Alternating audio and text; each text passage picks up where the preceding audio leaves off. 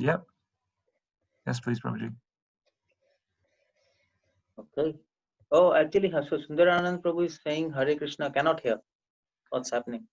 I can hear okay. Can everyone hear okay? I can hear okay.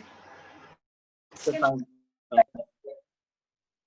can So hear everyone can. fine. Yes. Okay. Oh, so thank you everyone joining and also allowing me to speak on this forum.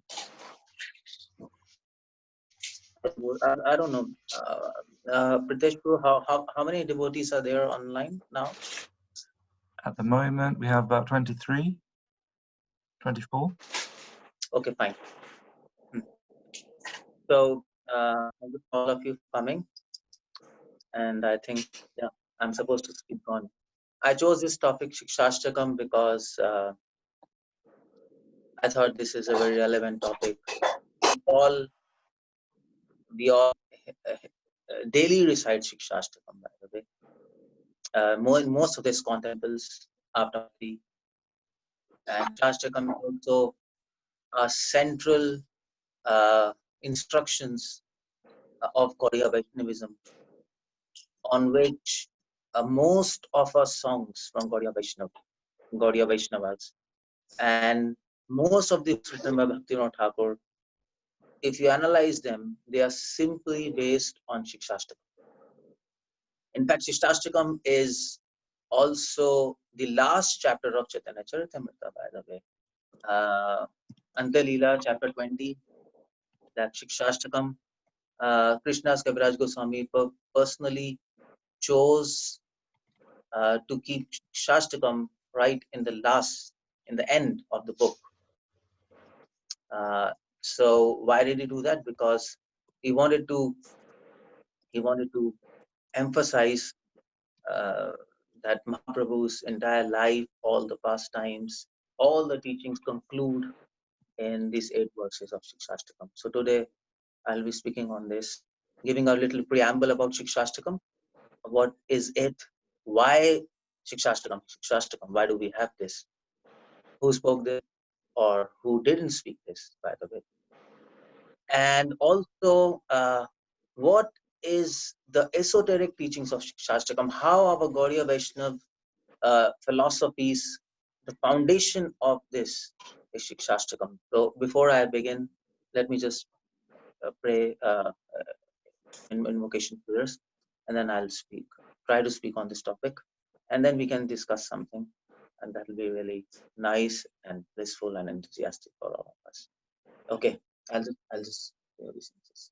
Om Agyanatvam Vrandasya Gyananjana Shalakaya Chakshuramitam Yena Tasmai Shri Gurave Namah. Om Vishadaya Krishna Presthaya Putale Srimate Bhakti Vedanta Swami Namine Namaste Saraswati Devi Gauravani Pracharine Nirvishesh Shunyavadi Paschatdesh Dharane. This is Srila Prabhupada ki jai. Now we are all set. Okay, when we talk about Siksastakam, the first question there is why Siksastakam is so special to all of us, especially to Gaudiya Vaishnavas. Now, there are many reasons for that. And one of the reasons told is that if you take any book of any Acharya, especially Bhaktivinoda Thakur, Vishwanath Chakravarti Thakur, Narottam Das Thakur, Rupa Goswami, you pick any book, all the books, all the songs also are systematically based on the 8 verses of Siksastakam, directly or indirectly. In fact, Bhaktivinoda Thakur makes a point in his books to base his books on Siksastakam. That's why Siksastakam is special to us. That's the first reason. Second reason Siksastakam is special to us, because Siksastakam helps us to understand how should we chant. These are 8 Siksastakam seems to be 8 verses, but these are not 8 verses, by the way. These are 8 steps to temple of love of God. So that is, by the way, uniqueness of Lord Chaitanya Mahaprabhu. There are so many acharyas, Madhvacharya, Ramanuja, Nimbarka, Vallabha was contemporary, who came before Lord Chaitanya. So many saints, they all talked about love, directly or indirectly. Ramanujacharya, Madhvacharya, they talked about love of God, uh, considering it as liberation. Mahaprabhu, he said, no, love of God is Pancham Purushat, it is beyond liberation. Ramanuja, he talks about love of God. Alvars, they're talking about love of God in their poems, in Divya Prabandha. Everybody's talking about love of God. But nobody gave a clear path and way to achieve love of God. That Chaitanya Mahaprabhu. Even if some sampradayas, they gave a path to go to achieve, to attain love of God, even if some sampradayas did try to attempt this, it was not clear. For example, Nimbak Sampradaya, they tried to attempt to give a path towards love of God, but it was very partial.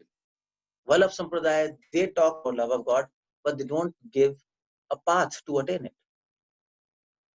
Ramanuja Madhva, they don't really talk about love of God, they talk about liberation, and then they talk the highest liberation is love of God, but they don't really talk about love of God. Their whole concept of love of God is hidden in their teachings, beneath the concept of liberation. So that's Namo Mahavadanyaya. And that love of God, what is love of God?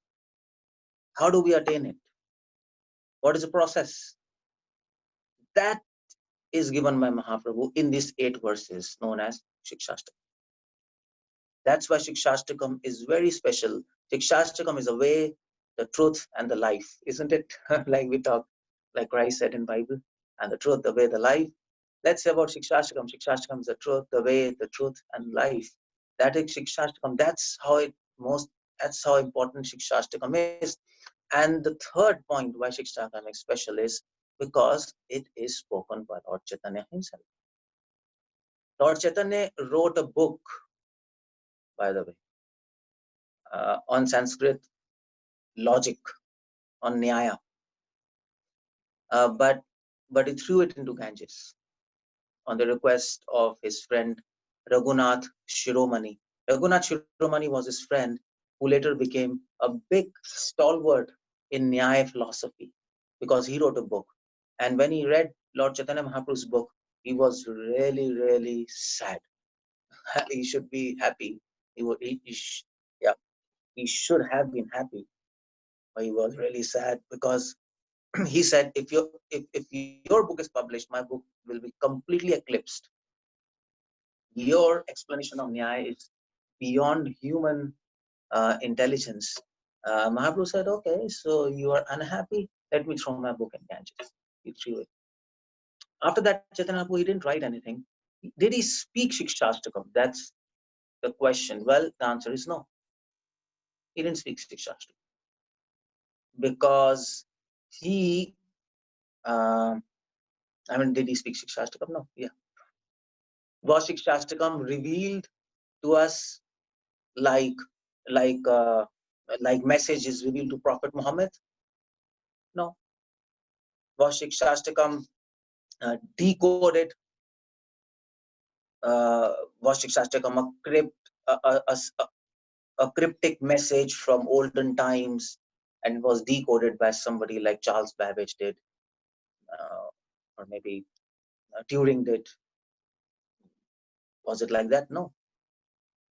Was Siksastakam composed by somebody, by Lord Chaitanya or his secretary Svarupa Damodar, just like Shakespeare composed his poem? No. Then what's happening? From where did Siksastakam come? Did it drop out from the sky? No. Siksastakam Siksastakam is when Chaitanya Mahaprabhu became mad in ecstasy, he simply babbled these verses. Babbled. If you understand, babbled means just like a madman. He just speaks something without even understanding what he's himself speaking. That is Siksastakam. And that's why it is in Antilila, last chapter. Antilila, Chaitanya Charitamrita is all about madness of Lord Chaitanya, if you read the chapters. And that madness, in one of his madness, in one of the nights when he was with Svarupa Damodar, he simply poured out these verses from his heart. And those verses were poured into a vessel named Svarupa Damodar. And there it condensed into 8 verses. Svarupa Damodar took a note on his diary. And from Svarupa Damodar's diary, these 8 verses went to Raghunath Das Goswami, who was actually his mentee. Was under him. And then from Raghunath Goswami, it went to Krishnadas Kaviraj Goswami. Krishnadas Kaviraj Goswami, he penned down those 8 verses in his book Chaitanya Charitamrita. Why? Because he wanted to. The main object of Chaitanya Charitamrita is to convey to us philosophy of Lord Chaitanya. There were many books before him: Chaitanya Bhagavat, Chaitanya Mangal, Chaitanya Charita Amrit. There were many books by many devotees, Murari Gopish, Kavi Kanpundas, Chaitanya Chandrodaya. Then why did Krishnadas Kaviraj Swami write this book? He wrote this book because he wanted to include Siksastakam in Chaitanya Charitamrita. He wanted to give this to the entire world, this philosophy of Lord Chaitanya. Just like it is said, why Mahabharata is written by Vyasadeva. Of course, every chapter of Mahabharata is very important and very nice and very deep. Vyasadeva wrote Mahabharata in his maturity, and then came Srimad Bhagavatam. But Bhagavatam says Vyasadeva wrote Mahabharata just so that people can come to the point of Bhagavad Gita and hear that. So that's what Bhagavatam says. If you remove Gita from Chaitanya, from Mahabharata, it's a useless exercise to read Mahabharata. So without Gita, is Mahabharata useless? Well, Mahabharata has so many good instructions. It is there, but the intention of Mahabharata was to bring to the climax of this war and then give Gita to that time. Similarly, Chaitanya Charitamrita has so many nice things. It's about Lord Chaitanya, his pastime, but the intention of Chaitanya Charitamrita is to bring us to this final climax of Chaitanya Mahaprabhu's pastime, that is Siksastakam. And that's why Siksastakam is so important to us. That's the third reason why Siksastakam is important. And that's why I chose to speak on Siksastakam. So what are we going to learn from Siksastakam? What does Siksastakam teach? Well, Siksastakam has so many teachings. In fact, what not is there in Siksastakam? Let's discuss that. What is not there in Siksastakam? Well, what's the answer? Answer is nothing. That's all. Just like Prabhupada wrote Bhagavad Gita, Bhagavad Gita is everything. What you can imagine, what you cannot imagine. Similarly, Siksastakam is everything. What you know, what you don't. That's what Siksastakam is about. But anyway, this is a little bit poetry. But by practical concerns, what are we going to learn from Siksastakam? What do we learn? First, very important thing, Siksastakam teaches us how to chant. The entire book by Bhaktivinoda Thakur by the name Bhajan Rahasya. This book, Bhajan Rahasya, Bhaktivinoda Thakur wrote, and in that book, he is discussing about chanting. But the uniqueness of that book is how to chant, why to chant, what is the result of chanting, what attitude should we have while chanting, what attitude should we have while not chanting, what are prayers are we supposed to do while chanting. all these topics, chanting, specifically chanting and prayers, this is the secret of Siksastakam. Why? Because, of course, Chaitanya Mahaprabhu said, Param Vijate Shri Krishna Sankirtanam. That is Chaitanya uh, Mahaprabhu's movement. Param Vijate Shri Krishna Sankirtanam, chanting holy names. So, of course, and one verse in Chaitanya Charitamrita comes, Anarpita Chiram Chirat Karunya Tirna Kalau Samarpita Unnata Jwala Bhakti Rasam. Mahaprabhu came to give us Anarpita Charim Chirat, Anarpita, which was never given, Chiram, for a long time, which was not given, Mahaprabhu came to give. What he came to give? He didn't come to give holy names because holy names were already there. If you talk about chanting Hare Krishna mantra, Sri and Madhva Sampradaya, they already chant Hare Krishna. It was there, but what Mahaprabhu gave? Mahaprabhu gave a way to enter that mantra, how to enter the spirit of that mantra, as it is said, uh, don't follow the law without the spirit. Understand the spirit of law and not just the law. So Mahaprabhu came to give us the spirit of chanting. How do we chant? How do we pray? This is the essence of devotion, by the way, according to Chaitanya Mahaprabhu. So he has got to teach us because he is a supreme teacher. Sarvam Bhattacharya writes in his Shati Shucha Ashtakam. He says Lord Chaitanya is a supreme teacher. Exactly, I forgot the word there, but he says he's a supreme teacher. So that is why, that is what we learn from Siksastakam about chanting, everything about chanting, everything about prayers, everything about service, how to do service. Chanting, prayers, and service. This is what Siksastakam teaches us. And that's what is devotion all about. That's all. So as I discussed Siksastakam, I will be actually linking Siksastakam with actually chanting, how to chant properly, and also how to pray and what to pray. All these topics will come in Siksastakam. Okay, so now let's just enter directly into Siksastakam. Let's just dive into Siksastakam straight away. Now, Siksastakam has 8 verses. Well, you might be wondering why 8, why not 9, why not 10, 13, why not 4? 8 verses because there are 8 gopis. That's all. 8 principal queens of Krishna. 8 gopis.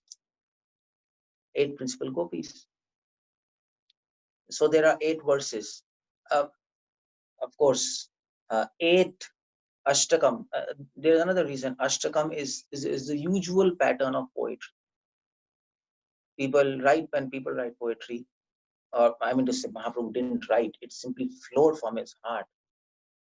But the whole point is, actually, the whole point is when great people, when they become mad, they from their heart pours out great compositions automatically. They don't need to sit and compose like us, like all of us. Like I have written books, I have to sit and think and this.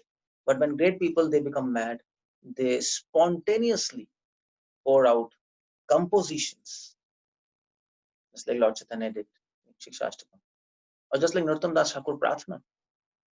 So, Krishna's category Swami, he says that is a unique of greatness, people. When ordinary person becomes mad, whatever comes from his mouth is complete chaos and disorder. But when great people, they become mad, whatever comes from their mouth is in complete order and completely systematic. Why it's like that? Because ordinary people's madness is pramad, it's mode of ignorance.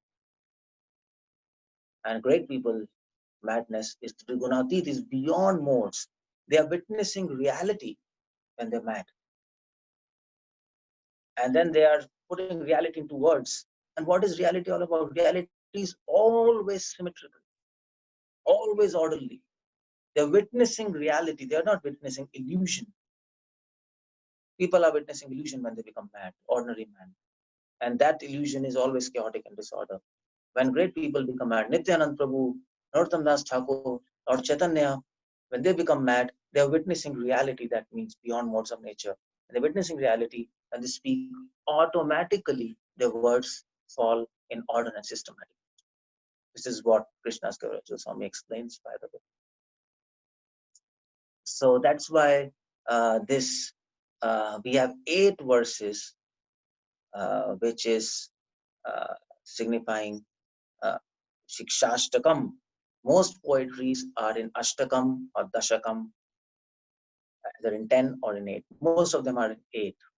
That's the usual pattern.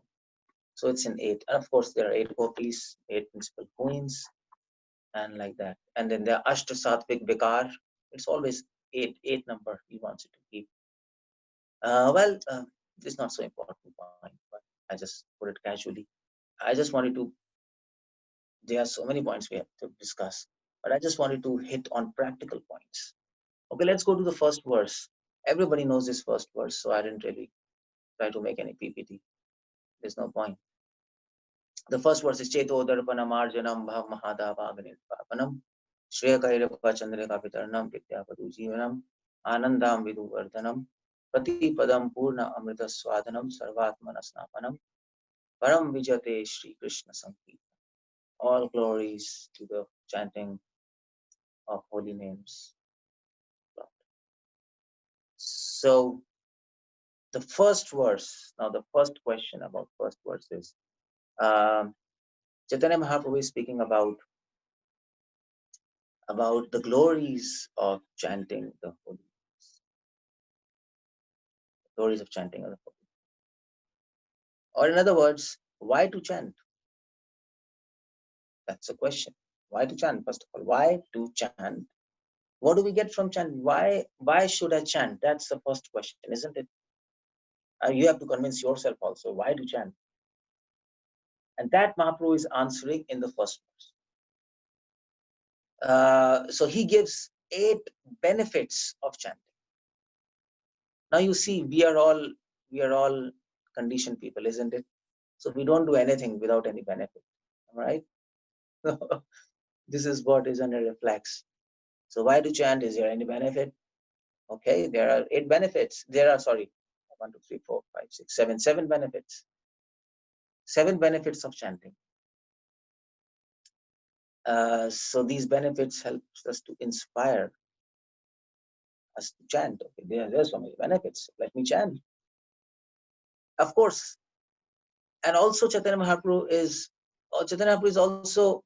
also not just telling us the benefits of chanting of holy name so that we chant, but it's glories of chanting of holy name, because these are the glories of holy names. This is what is a benefit when somebody chants. This is what are glories of holy name. These are the gifts which holy names want to give us. These 7 gifts holy names want to give us. Minimum, I mean to say, holy name has infinite gifts, but there are 7 principal gifts, primary gifts, which we can appreciate, which we can use to, these gifts we can use to chant properly and enthuse us in service to God, and then attain love of God. So these are the gifts. These are the 7 stages to temple of love of God. Right in the first verse, by the way. So the question is, why 7? Why not 8? Why not 9? Why not infinite? Why just 7 benefits? Why not 8 benefits? Why not 9 benefits? Well, there are 2 answers for this. Why 7 benefits? The first answer is chanting. It is said by Krishnanda Saraswati Thakur, chanting is sacrifice. Am I right? Param Vijate Shri Krishna Sankirtanam. Chanting is a sacrifice. Japanam, Yajnanam, Japo Yajnasmi. Of all sacrifice, I am Japa Yajna. the supreme sacrifice. So in Upanishads it is said, in sacrifices there are, in any sacrifice you put fire. So this fire in sacrifice, when you burn fire, that fire is of 7 types. For example, Kali, Karali, Lohita, like this. There are 7 types of fire in that one fire. When you light sacrifice, when you light the fire in sacrifice, they have also different names for that. So and different occasions they invite different types of fire. But whatever fire they invite, there are 7 subtypes of fire in that one fire. There are always 7. That's why Bhakti Santa used to say it is a 7-tongued flame, Sankirtan movement of the Lord. 7-tongued Sankirtan movement. Similarly, there are 7 fires here, 7 benefits of this Sankirtan movement, 7 sparks, 7 types of fire, which helps us to attain the fire of love of God. Fire of love of God, which resides in the heart of gopis. Gopi bhartu patkamale or dasa dasa dasa. That's why there are 7 benefits. And then, of course, philosophically, if you talk, philosophically, there are 7 benefits because there are 7 stages to actually love of God, to perfection of life. There are 7 stages, which I'll just talk about that. These stages are yeah. Let's put it. There are 7 stages to Temple of Love God, right in the first verse, and the entire Siksastakam again speaks about 8 steps to about 7 steps to Temple of Love of God in details. But in first verse, Mahaprabhu gives a preamble, a preface, indication. What are these 7 stages? The Temple of Love of God. So what are these 7 stages? Let's talk about that. But okay, the first stage is Chetodarpana Marjanam. And now Chetodarpana Marjanam, Chetodarpana Marjanam, everybody knows. The first benefit of chanting of holy name is it cleanses our heart. It cleanses our heart of lust, anger, greed, blah, blah, blah. Things keep on going. But the first point which I want to raise here is why we want to clean up. That's the most important question. Okay, chanting helps you to clean your heart. But why do we want to clean our heart? And the next question is, how does chanting help us clean our heart? Why I'm raising this question? Because many people chant, but their heart doesn't become, but their heart is not cleansed. Many people keep on chanting, but their heart is not cleansed. So how does holy name cleanse our heart? But before that, the question is, why do we want to clean our heart? Now, if you want to answer this question, well, people can say we want to clean our heart because we want to become pure. We want to serve the Lord properly. That's okay. That's a good answer. But that's one of the reasons. But we want to clean our heart because Srila Prabhupada says, Cheto Dharpana Marjanam, heart is compared to a mirror. And the mirror is covered with dust of lust, anger, greed. Why the heart is compared to a mirror? Why not heart is compared to a violin or a glass or something else? Why a mirror? Why not a rose? Why not a lotus? Because when you cleanse the mirror, you can see your own face. So that's why we want to cleanse our heart. We want to cleanse our heart so that we can see our own Svarupa in that. We can see ourselves.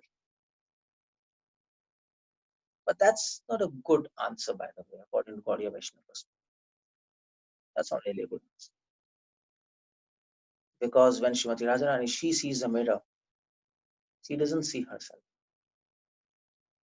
She sees her eyes, but she doesn't even see her eyes. She sees Krishna in her eyes. So, and when Krishna looks in the mirror, he sees Srimati Radharani standing behind. He's not trying to find himself in the mirror, by the way. That's very interesting. Neither Radha is trying to find herself in the mirror. So when our heart, mirror of the heart is cleansed, it is not, we are not trying to find ourselves in that mirror, although our image will be reflected in that. But we are trying to find Krishna in that mirror. So why we want to cleanse our heart? So that we can offer this mirror, this clean mirror to Krishna, and he can see himself in that mirror. We're preparing our heart to offer it to God so that he can use it to see himself. And when he sees himself reflected in that mirror, we'll be able to see him. And when we see him, that's a perfection of life. That's what that actually Prabhupada says in one of his lectures, what I'm telling. Prabhupada says you should offer your clean heart to God. So that's why we want to clean our heart. It is, we don't want to clean our heart for our own sake, even for knowing our own Svarupa. We want to clean our heart so that we can offer it to Krishna and he can see himself and he can use it for his own pleasure. So if you don't really understand this point and you think your heart is clean, or anybody thinks if his heart is clean, it's actually not clean because still there is dust, there's subtle dust of selfishness. That subtle dust. There are some gross particles of dust, lust, anger, greed, envy, but then there's subtle particles of lust, which you can't see, but it is there. So it's almost like a computer screen, isn't it? When the computer screen is on, you can't see the dust, but when you when you off the screen, then you can see small particles on the screen, and then you rub it with the solution or whatever. So that's very difficult to see. That's selfishness. There is selfishness. If you want to cleanse your heart to become pure, or to see your own, recognize your own Svarupa, no, just for Krishna. Everything is reserved for Krishna. That's all. Everything is reserved for Krishna. Everything is for him, by him, of him. That's why you want to cleanse the heart. So that is Chetodarpana Marjanam. And when you cleanse the heart, then Bhav Mahadavagani Nirvapanam. The next benefit is Bhav Mahadavagani Nirvapanam. Davagani means forest fire. Bhava Maha means great forest fire. Nirvapanam means it extinguishes the forest fire.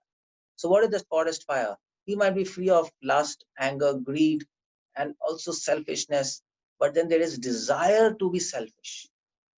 That's more deeper.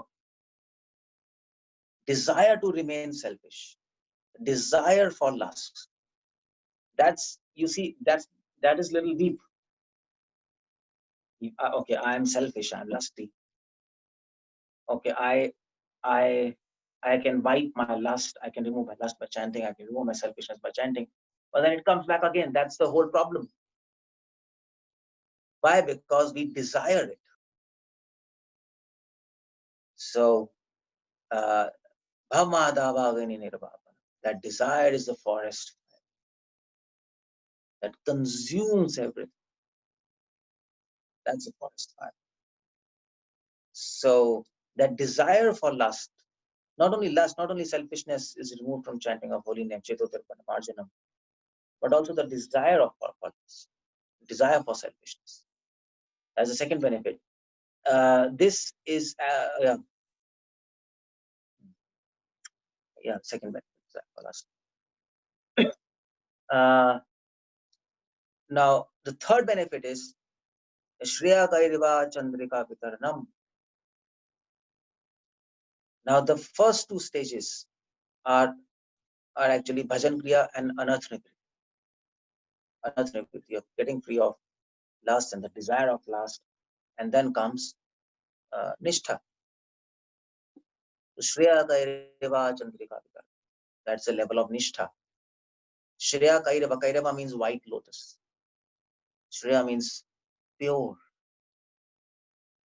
So at this point, when desire for lust is finished, when the desire for selfishness, that's cleansed, your heart becomes pure like white lotus. Shreya Kairava. And the uniqueness of white lotus is it blooms only in moonlight, not in sunlight. Lotus, white lotus, it requires moonlight. Chandrika Vitarana. Chandrika means moon. Vitarana means to bestow. The holy name is like a moon, which bestows, which gives out cool moon rays so that the white lotus of a heart blossoms. So at this point, remember, our heart has become clean. Shreya Kairava Chandrika Vitaranam. At this point, what happens is our faith becomes very strong by the power of holy name. This is a stage of Nishtha. That's the third benefit. Our heart becomes very pure and heart becomes fully convinced. And then Vidya Vadu Jivanam. And the fourth benefit is Vidya Vadu Jivanam. Vidya means, by the way, Vidya means knowledge. Vidya also means good qualities. Because Krishna says in Gita, Etad Jnanam iti proktam, Ajnanam tad anyatha. What is knowledge? Amanitvam, Adambitvam, Shantir, Arjavam, all good qualities, all Divya Gun, that is knowledge. Anything besides this is ignorance. So Vidya means good qualities. Out of all good qualities, the best quality of a devotee is in trust, in devotion. So Vidya Vadu, Vadu means bride. Bride, a devotee is like a bride of God, which has all good qualities, especially his ruchi in Krishna, in Krishna Katha. Jivanam, holy name, is a life of such kind of devotee who has this transcendental knowledge in the form of good qualities, in the form of ruchi. This 10th stage is a stage of ruchi. Previous stages of nishtha, form faith. And Vidya Vadu Jivanam is the stage of ruchi, where the devotee develops interest in chanting of holy names and interest in Lord's name, pastimes, guna, rupa, leela. And then comes Anandam Buddhi Vardhanam. Ambudhi means ocean. Vardhanam means increase. Ananda means bliss. The ocean of bliss keeps on increasing by the chanting of the holy names. This is the, what do we say? So which benefit? Chitodar Pranamarjanam Bhamadavagan Nirvapanam Shrekar Vidya Vidu Anandam. Fifth benefit. This is a stage of asakti. Attachment. Now you become attached to the Lord. And when you become attached, your bliss increases manifold. Prati Padam Purnamrita Swadanam. At every step, there's a sixth benefit by chanting holy names. By every step, every name, you will experience complete bliss. It's not you'll experience 1, 2, 3, 4. You'll experience infinite, infinite, infinite, infinite. Pratipadam Purnamrita Swadanam. This is a stage of love. And then Sarvatmana Snapanam. Snapana means to bathe. Sarvatmana means all senses. Atma here means senses, soul, mind, every particle of your body. All the particle of your body, Snapanam, they'll be bathed in the ocean of love. Sarvatmana Snapanam. This is the seventh benefit. That is your desire to keep that love becomes deep in every atom of your body. You see the whole point. It's almost the same. You have lust and you have desire for lust. You have love and you have desire for love. So when you attain love, your desire to attain that love even more, it just becomes very intense. Your desire not to lose that love becomes intense. And it pervades every atom of your body. That is Sarvatmana Snapana. And once you have that desire not to lose that love at any cost, that's the perfection of life, where chanting wants to lead us. That was his 7 stages, 7 benefits of chanting of the holy law. Okay, that's the first verse. Now, after Chaitanya Mahaprabhu, he recited this first verse. What happened? I mean, say, okay, now we have heard about this first verse. And so what this first verse is teaching? It is teaching why to chant. Why to chant? Why we want to chant? Because there are so many benefits. And why do we want to chant? Not just because there are so many benefits, because holy name is so powerful. So we want to take shelter of such a powerful person, such a powerful name. Naturally, everybody wants to take shelter of a powerful person, a powerful mantra. Okay, here's one, the most powerful. It can even capture God. That's how you want to chant. So after hearing this first verse, Chetodarpana Marjan, what happens? When we hear it so nice, but when Chaitanya Mahaprabhu spoke this verse, suddenly he became very sad after speaking this verse. And that's what Krishna's Swami writes in Antityped. He says, Denne, and he says, Shokam. Read Chaitanya Charitamrita explanation. He says, Denne and Shokam. Okay, 6th benefit. Oh, 6th benefit? Okay, somebody asking what is the 6th benefit. 6th benefit was Pratipadam Purnamrita Swadanam. I'm just repeating, somebody asked. Pratipadam Purnamrita Swadanam. That is, at every step you will taste complete bliss, infinite bliss. With every name of the Lord, that is love of God. And the 7th benefit is desire to keep that love. That is Sarvatmana Snapana. That's how it went. So, so this is the first. So when Chaitanya Mahaprabhu spoke this verse, first verse, after speaking the verse, he was in bliss, but he suddenly became sad. Now it doesn't happen with us. Now we have heard this first verse is so nice, but you don't become sad. But he became sad. Denne and Arti and Shokam. Now, why he became so sad?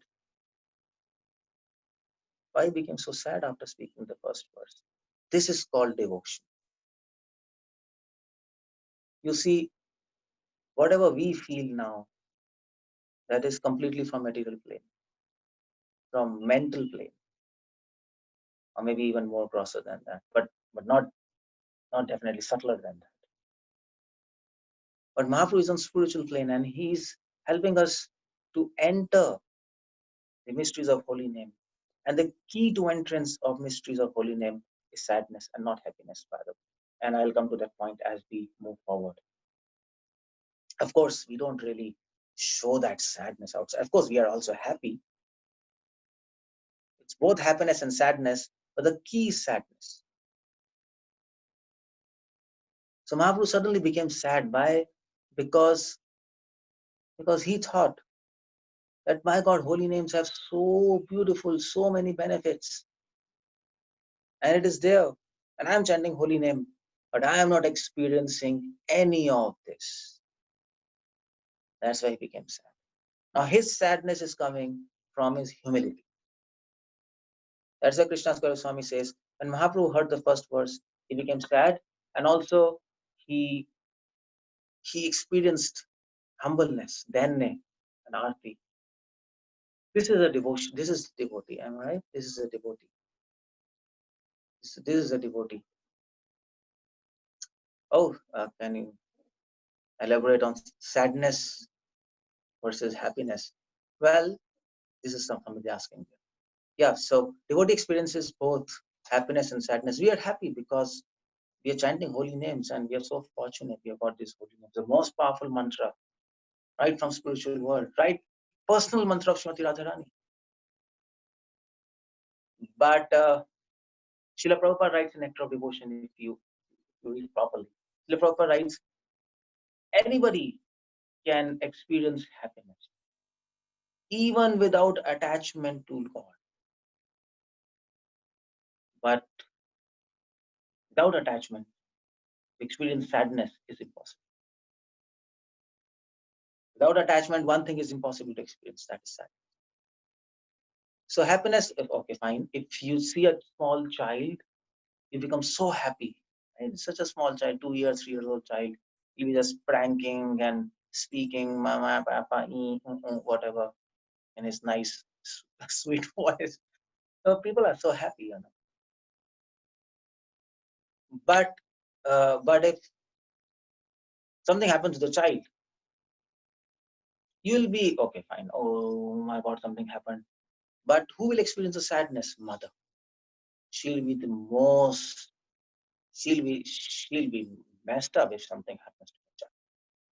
She'll be completely out of her mind. Sadness. Parents experience sadness. So wherever there's attachment, there's sadness. If you're experiencing happiness, it's not necessary you're attached. Sadness is sign of attachment. That's why a devotee feels sadness. Also, we are happy that we are chanting holy names, that we are on this path. We've got devotees, but we're sad that we are not yet attained perfection on this path. So, what do we focus on? Happiness or sadness? Well, focus on sadness. That's what Mahaprabhu is saying. That's the key to advance. Internally, don't show externally. A devotion should never be shown externally. Not from last Thakur says. Prabhupada says in his literature. Internally, and that sadness will help you to enter the kingdom of God. That's why there is one saint, Islamic saint, and God said to her, she, that so many devotees, I'm so happy, so many devotees are giving me prayers, are giving me praises, are actually giving me gifts and offerings, but I'm not so satisfied because my kingdom is full of gifts and offerings and prayers. What I want is sadness. That's why Krishna disappeared from the Ras Leela. Why? Vishwanath Chakravarti Thakur explains, because he wanted to see sadness of devotees. Because sadness indicates attachment. Why Ram left Ayodhya and Bharat stayed behind? He wanted to see sadness of Bharat.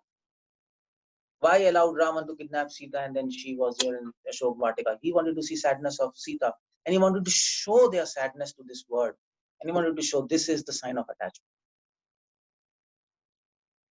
So Mahaprabhu immediately experienced sadness because he's attached to holy name. That's the point there.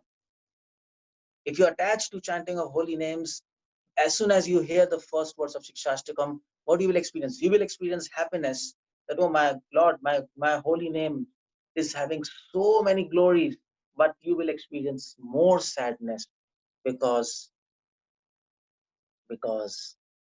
I have not yet attained these benefits. I have not realized the glories of holiness. I know this, but I have not realized. That's out of humbleness. For Mahaprabhu, it's out of humbleness. Mahaprabhu thinks I'm an ordinary person. We are actually ordinary person, isn't it? But still, we are not experiencing humbleness and lamentation. We are actually not ordinary. We are actually nonsense people. Prabhupada says you're all nonsense. You're not even in normal condition. A normal person will experience sadness. Am I right? If somebody tells you that actually 5 million pounds are reserved for you. Your grandfather reserved 5 million pounds for you. It is in such and such bank. And he put 5 million pounds, like your grandfather, in this bank, and this is the in this locker, and this, and all details are there, and you become so happy. But the only problem is you don't have the key of the locker. You don't have the code. You don't have the code of the locker. So what to do? I have got so much information, but I can't open that. So So what are you supposed to become happy or sad? You are happy, but then it's sad. You can't get it. That's why Prabhupada says you're licking a closed honey bottle. That's the same thing. So Mahaprabhu experienced lamentation. Uh, that's a normal response of hearing the first verse. A normal response should be lamentation and humility. You read Chaitanya Charitamrita and read the expression of Lord of Chaitanya Charitamrita, and you see there that should be the normal response of a sane mind after hearing the first verse. You should experience lamentation and humility. So Siksastakam is also helping us not just to know how to chant or how to pray, how to serve, but also, this is very important point, it's also helping us to learn how to cultivate a mood in devotion. And what mood should be nurtured and cultivated? Perhaps we might be nourishing we might be nourishing something else. We were supposed to nourish a cucumber plant. We were supposed to put some fertilizer in cucumber plant, but we put fertilizer in a tomato plant. Now that doesn't serve our purpose because we want cucumber. So that's lamentation and humility. That's a normal response. And then he comes to the second verse and he says, Nam namakari bahuda nija sarva sakti chatratani tasmarne pala etadrishita kripa bhagavan namapi durdaiva midrishami hajani nanura. See this lamentation and humility. He says, there's so many names, oh my Lord, you have so many names. And it has all powers, but see my misfortune. I don't have even a speck of taste for chanting holy. This is a devotee, by the way. This is a devotee. Absolutely free of all pride. Completely humble in the eyes of Lord. This is a humble response of hearing the first verse. And this is the devotee which is liked by God. So this second verse is talking about power of chanting. The first verse was talking about why to chant. Second verse is talking about the power of chanting. Now, what's the power of chanting? Nam namakari bahuda nija sarva shaktis. Shakti, it's talking about power. It's having all powers. What's the real power of chanting? The real power of chanting is it can bring Krishna under his control. That is why Rupa Goswami says, holy name is greater than God. God's name is greater than God. That's why it is said. Because God's name can bring even God under his control. So that's the power of chanting. Prabhupada says one of his lecture, Krishna will be in your fist. And the lecture ends, Jai Srila Prabhupada. Like that. Usually it ends like that. That's a quite powerful line. Krishna is in your fist. The holy names, I mean to say the most powerful person of the universe is under your control. What else do you want? People want to become controller, but we want to become controller of the controller. So that's what is the second verse talking about power of chanting. Nam namakari bahuda. Why there are so many names of God? Krishna is saying, I have infinite names. Why there are so many names? Well, you might say Krishna is infinite, so his names are infinite. But why? Why? Because all these names of Krishna are, why Krishna has so many names, by the way? Why he chooses to keep so many names? He could have also kept one name. He's independent, he can do anything. You ask Krishna how many names you have, I have just one name. Why one name? I want that, that's all. It's my wish. Do you have any problem? Get lost. Krishna is independent, am I right? But why he has chosen to keep infinite names? He could have equally chosen to keep one name, two names, three names. It's his will. Why infinite names? Because he is not under his control, because he has infinite devotees. And these devotees and those devotees have different kind of loving sentiments for Krishna and different relationships with Krishna. And according to those loving sentiments and relationships, Krishna has a particular name. So because there are infinite devotees and there are infinite loving sentiments and infinite relationships, because we are not Mayavadis, we are Vaishnavas, there is reality, there is real nature of the soul. And that's why based on those sentiments and loving relationships, they are infinite. Based on the loving relationships, they are infinite pastimes. And based on the pastimes, they are infinite names. So Krishna has infinite names because of his devotees. They are infinite devotees. That's why it is said, Nam Namakari Bahuda, Nija Sarva Shaktis. It has all power. Why power? Because these names are according to loving sentiments of Lord, and those loving sentiments can control. Because these names are product of those loving sentiments. And Nam Namakari Bahuda Nija Sarva Shaktis Tatrar Pita Nimata Smarana Kala. There are no rules. There's just one rule, always chant. That's one rule. Otherwise, there's no rule. Na desh, na niyam, na kal. There is no rule at all. There's no rule. Yeah. There's no restriction. The whole point, the philosophical point here, which Mahaprabhu is trying to bring is, holy names cannot be restricted by any rules and regulations. Otherwise, because he wants to actually convey to us that that holy name is independent and nothing unrestricted. That means we are not proponents of karma kanda philosophy. Just by saying this, Lord Chaitanya has defeated karma kanda.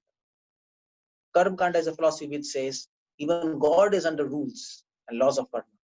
But Mahaprabhu says no, holy name, even his holy name is not under laws of karma, or not under any rules. Because if you say there are rules, suppose if somebody says, oh no, while chanting Hare Krishna mantra, you should sit like this, and then you should do pranayam, and then you should chant like this, and this time you have to chant. So there are certain rules. So there are no, yeah, okay, fine. So I've just noted a question here.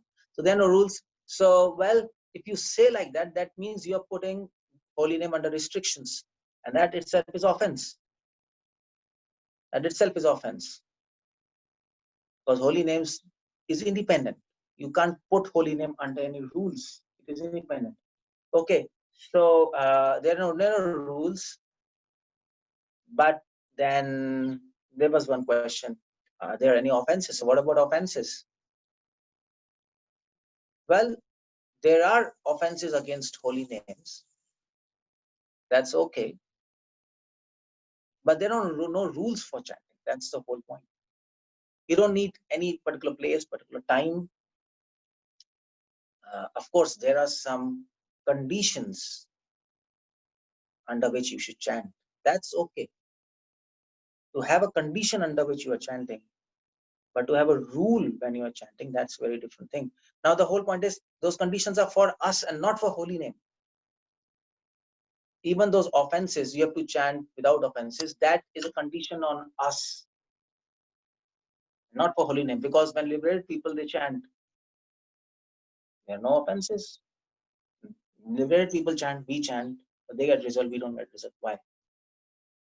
Because they are not doing any offenses. So these offenses, the restriction of offenses is for us, that we should not do offenses. We should simply chant with correct attitude.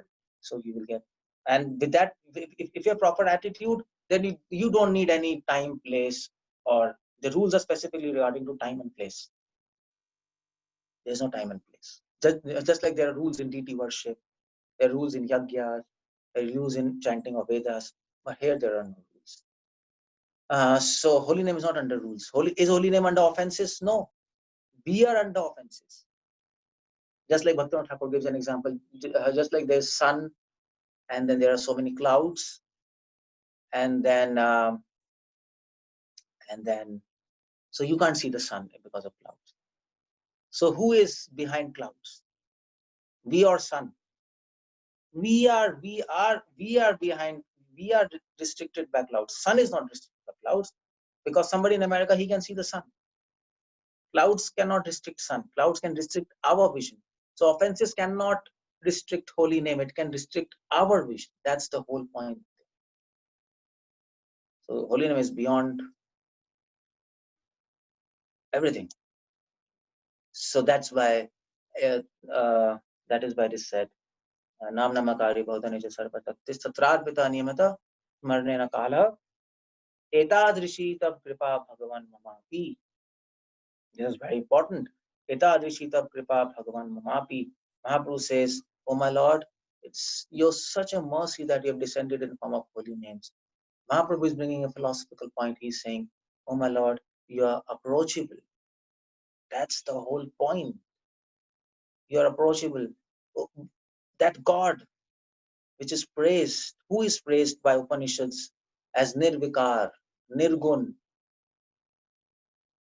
Nirakar. It's all not. You can't approach him. Aprape mansasaha. He is that from where words return back. He cannot be explained. He cannot be experienced. This is how Upanishads explain and glorify God. And so such God, how can we even imagine to approach him? He's infinite. How can you approach him? Such a tiny living entity we are. Mahaprabhu says, no, he's approachable. He's approachable. Eda adrishi tav kripa bhagavan mamapi. Only for us, you have descended in form of holy name. Through holy names, he's approachable. And this is so nice that God is approachable. It's so nice. Otherwise, I mean to say, if you want to meet Prime Minister of America, Trump, you can't meet him. He's simply unapproachable. If you want to approach him, if you want to meet him, you have to have special approach, special security. I don't know, something you should be a very special person to meet him face to face and have a meeting. Otherwise, the ordinary person for him is unapproachable. But even for ordinary person like us, Mahaprabhu is saying, even for sinful people like us, God is approachable. That is, he's sulabh. He's very easy to approach. Simply chant holy names. But you should learn how to chant. That's the power of chanting. Chanting makes God approachable. Not just keep Krishna, God, under his control, but chanting makes God approachable. Okay, forget about controlling God. First, he should be approachable. Because many philosophers, they say God is simply unapproachable. He cannot be defined. He doesn't have any form. According to them, I mean, it's a material form, but whatever it is. He's so pure and we are so sinful. That's what they say. But Mahaprabhu says, no, he's approachable. But through holiness. This is the key, through holiness. And then Mahaprabhu says, Durdaivam. But the whole point is, it's my misfortune that I don't have any attachment due to my own offenses. Because of my offenses, I don't have attachment to chant. I am chanting. The whole point Mahaprabhu is saying, I am chanting, but I don't have attachment. There are 2 points there. There's a difference. We might be chanting, but we might not have any attachment. And that's what Mahaprabhu says. That's what Chaitanya Charitamrita says, Bhahu Janma Jadi Kare Shravan Kirtan Tabhutana Vahai Krishna Pade Premdhan. If you chant for millions of lives, still you will not attain love of God. Why? Because if you have offenses, and if because of offenses you don't have attachment to chant, so your chanting can keep on going mechanically, but if you don't have attachment, holy name will not reveal himself to you.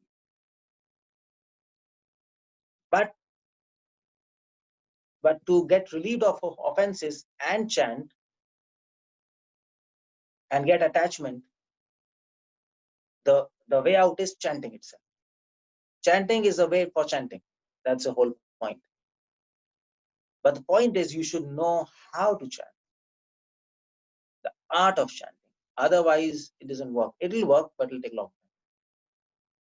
It's going to work. It's never, Krishna will never fail. His holy name will never fail. You might fail, but he'll not fail. He will bring you somehow, but then you will get can miss chance, and then you can get so many lifetimes. You keep on revolving, and God knows what will happen, what will become in between of us and what will happen. So that's the whole point there. So Daivam, and then the third verse there is Nadapi Suni Chena Taroriva Sahishna Mamanina Mandina Kirtanaya Sada Hari. Now the whole point is, now we learned why to chant, and then we learned the power of chanting. These first two verses are basically sambandha. We talked about, Mahaprabhu always said about sambandha, abediya, prayojana. First two verses is sambandha. What is our connection with holy name? What is not our connection with holy name? Let's put it like that. Our connection with the holy name is that we don't have any connection with holy name. We realize that. That's our connection. Constitutionally, we are connected, but functionally, we are not at the present. So that's sambandha. Now, third and fourth and fifth, that's abedya, process of chanting. Of course, first two verses also speak about process, but that's specifically sambandha. Third, fourth, fifth verse is abedya, and they're talking about the process, the quantity of chanting and the quality of chanting. Third verse is talking about quantity of chanting. Now we know the power of chanting. We know why to chant. So we want to chant more and more and more and more. But how to do that? How to chant more and more and more and more? How to chant more? So what to do? Well, what to do is what to do. Well, one of the solution is you can increase number of rounds. 16, 32, 64. Keep on chanting. But another option is, yeah, you can do that. Or maybe on special festivals, you can chant 24, 5 rounds. You can increase your quantity, but that's not the way you increase the quantity of chanting. The whole point is you can increase 25, 32, but then you'll come back again to 16. Or maybe even lesser than that. Sometimes, if your mind is spaced out, it can happen to all of us. So how to permanently increase our quantity? Just like Bhaktivinoda Thakur, he's chanting 1 lakh holy names daily for years together. Bhakti Siddhanta, he was chanting 3 lakh holy names for 9 years every day. How to be consistent in quantity of chanting, in increasing our quantity. That's the whole point. Consistency, perseverance. That's the third verse. But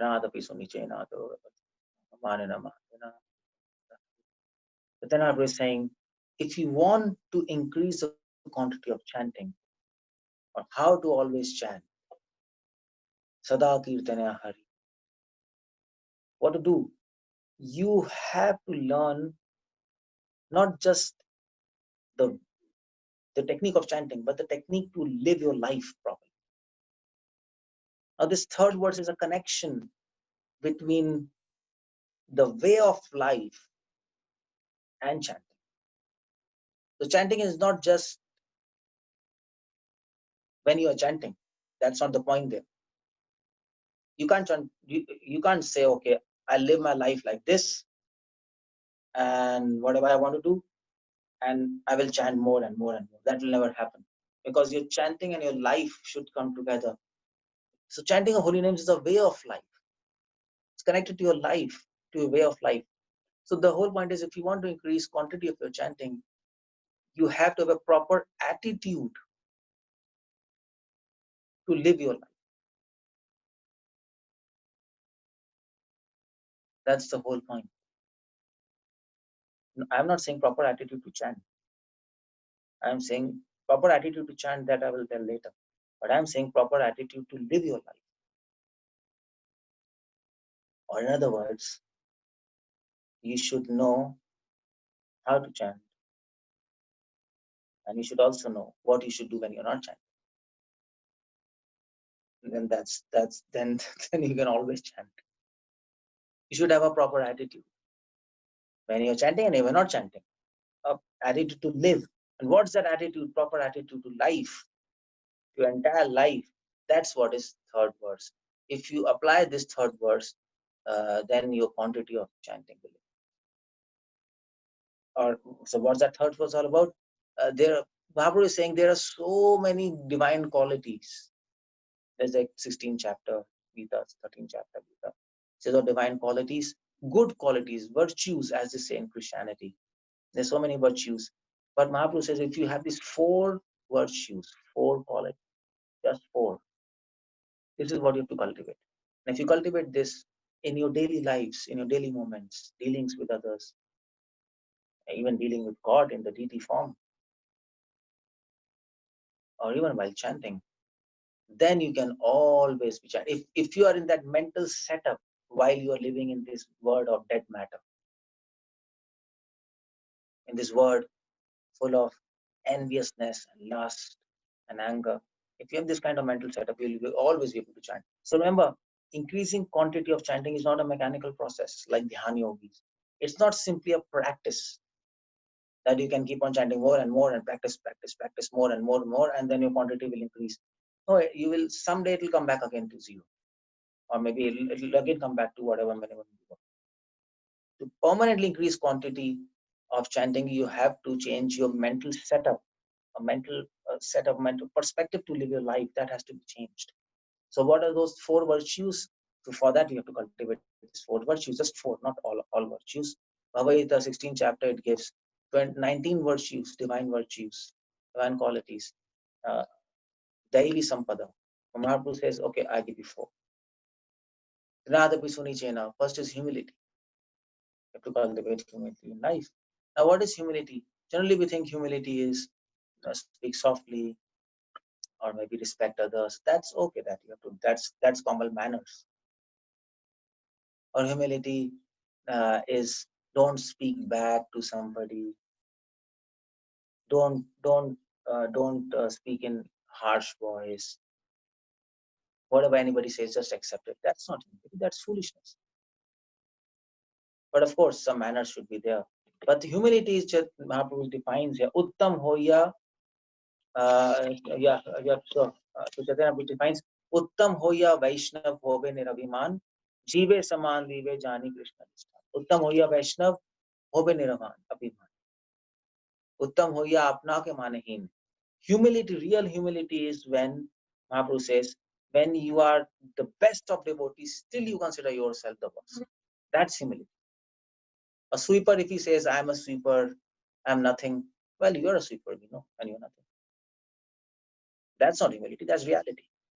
But king says, I am a useless person, then he's humble. But when Haridas Thakur says, I can't chant, Mahaprabhu is so happy. When we say, I can't chant, Mahaprabhu will be happy. He'll say, come on, I know you can't chant. You have to chant, Mahaprabhu. You should chant properly. I'm sick of you. He'll not be happy. Okay, I give you mercy. He can give mercy. Okay, please chant. But he's happy with Haridas Thakur because he can always chant. So when you are the best and you say you're the worst, that's humility. That is Uttamoya. That is humility. Otherwise, it's reality. That doesn't please God. And humility means full submission. Humility means full submission to the absolute truth, following the orders of Krishna and his devotees. As it is, simply follow the orders. Don't complicate things. Don't just complicate things. Just simply follow. Don't apply your speculation or logic even, in fact. In fact, the greatest enemy of humility is logic and intelligence. Now you might say, well, you need intelligence. And intelligence is friend, but it's also a worst enemy because it can block you following the orders, giving you some practical concerns. Okay, this is practical thing. This is practical. I should not do this. Although the order is this. Order is simple. Jare dekho tare kaho Krishna of this. Wherever you see, speak about Krishna. Order is simple. Become pure. Order is simple. Attain love of God. This is the order. What's the problem? Following the orders. And third meaning of humility is no sense gratification. Don't try to enjoy the property of your master. To enjoying property of your master, everything belongs to God, even your body belongs to God, even a soul belongs to Krishna. To enjoy or using these senses and your body for your own selfish purposes, that's not humility. That's like a servant using the property of master. Is that humility? It's crazy. If your servant sleeps on your bed, how will you feel? He's just sleeping on your bed. What do you want to happen to you? You just come one day and he's sleeping on your bed and he says, "Ma, how are you?" It's crazy. So that's what we are doing, by the way. It's all property of God and we are just using for our own things, grossly or subtly. That's not humility. So giving up sense gratification, that is humility. That's what Krishna says in Bhagavad Gita, Kamesha, Krodesha, Rajoguna, Samudbhava, Mahashanama, Papma, Vidyena, Vaidinam. Krishna says, first of all, Arjun, I am going to give you the knowledge of spirituality. But first of all, curb the greatest enemy of soul, that is lust. Lust means sense gratification. First of all, curb this enemy. Otherwise, you'll not understand any damn thing what I'm going to speak. So first, stop sense gratification, because sense gratification is enemy of humility.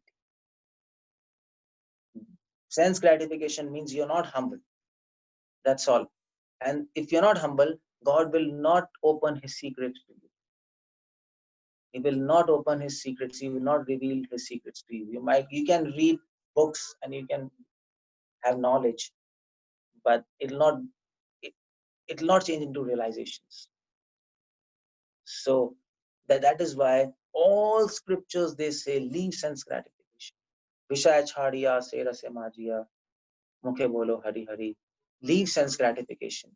And when you leave sense gratification, then the door of kingdom of God is open to you. Then the secrets of holy name gets revealed. Because in the eyes of God, leaving sense gratification is true. So that's another piece. Tarore Vasahishnu Nam. Krishna says,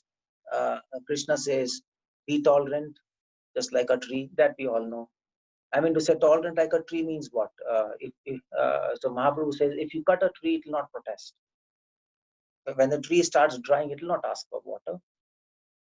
So like that. So Mahaprabhu is saying, be tolerant. When you live in the community of devotees, you have to be tolerant.